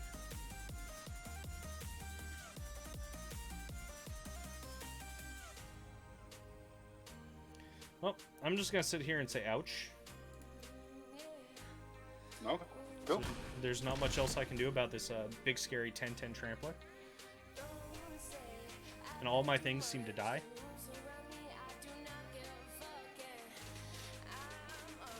You know what? I'm not even going for the land ramp right now. Boom! Oh, that's terrifying. That is terrifying. Huh. Well, let's go ahead and lead off with this, Vivian. Okay. See what we can get off her. Do any of these do anything? Unfortunately, not really. Huh. Play that land. Everything is awesome. No, it'd be the opposite of that, Jeff. No, this is fine. Everything is fine, Brian. Nothing about this is fine. Yes, it is. Nothing is fine. Why not? Because it's just not. Okay. Okay, what are we gonna do with 5 mana here? Probably gonna die a horrible death, but, we'll find out. You'll find out next time. Aww. Nissa versus Nissa.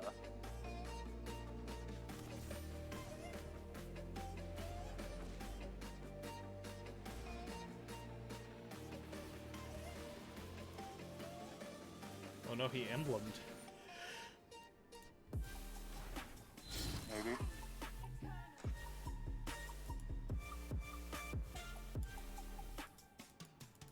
Only downside about this is it's so tedious going through and clicking on every single forest in the deck. I mean, you can just choose like 5 and call it good. Why would I do that? I'm a greedy mana person. That's true. That's very true. I am an Omnath player. What do you expect? Well, just casual 23 forest out there. Yeah. Recasting the Nissa. Okay, okay.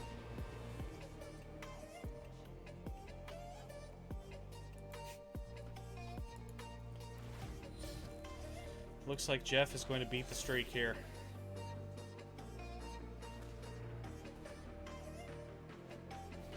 Unless I draw something really, really good, which I have my doubts.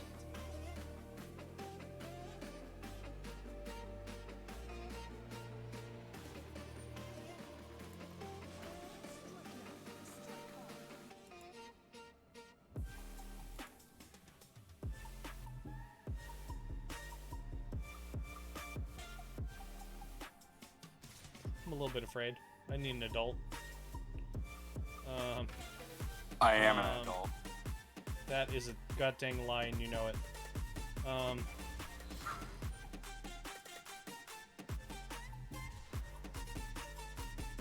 Okay, how do we not die here? Question of the day. Start off by doing this, I guess.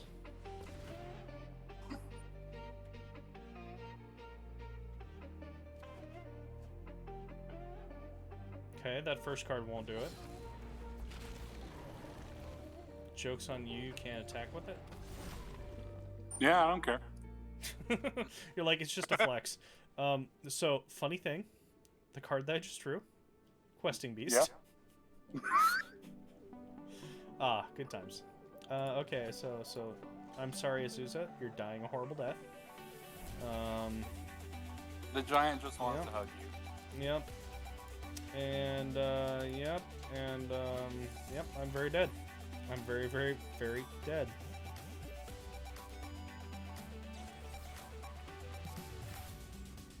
Are you playing banned cards? Come on, you don't need to play that card. Well, Proving a point. good game, Jeff, good game. Thank you for playing some games with me here. Of course, anytime. That is going to be it. We're going to be calling it for the day. Thanks for joining us on the stream. had a lot of fun. Just want to give a quick shout out to Epic Gaming PDX. Epic Gaming PDX is a card and event space down in Portland, just south of the main city. Looking at a place that sells Pokemon, Yu-Gi-Oh! Magic, Final Fantasy TCG, got some board games, and all sorts of other things. Unfortunately, it is not open for the event space portion of things right now, but we are still doing some streaming. Every Tuesday, Thursday, and Sunday, Final Fantasy TCG tournaments are held online on OCTGN.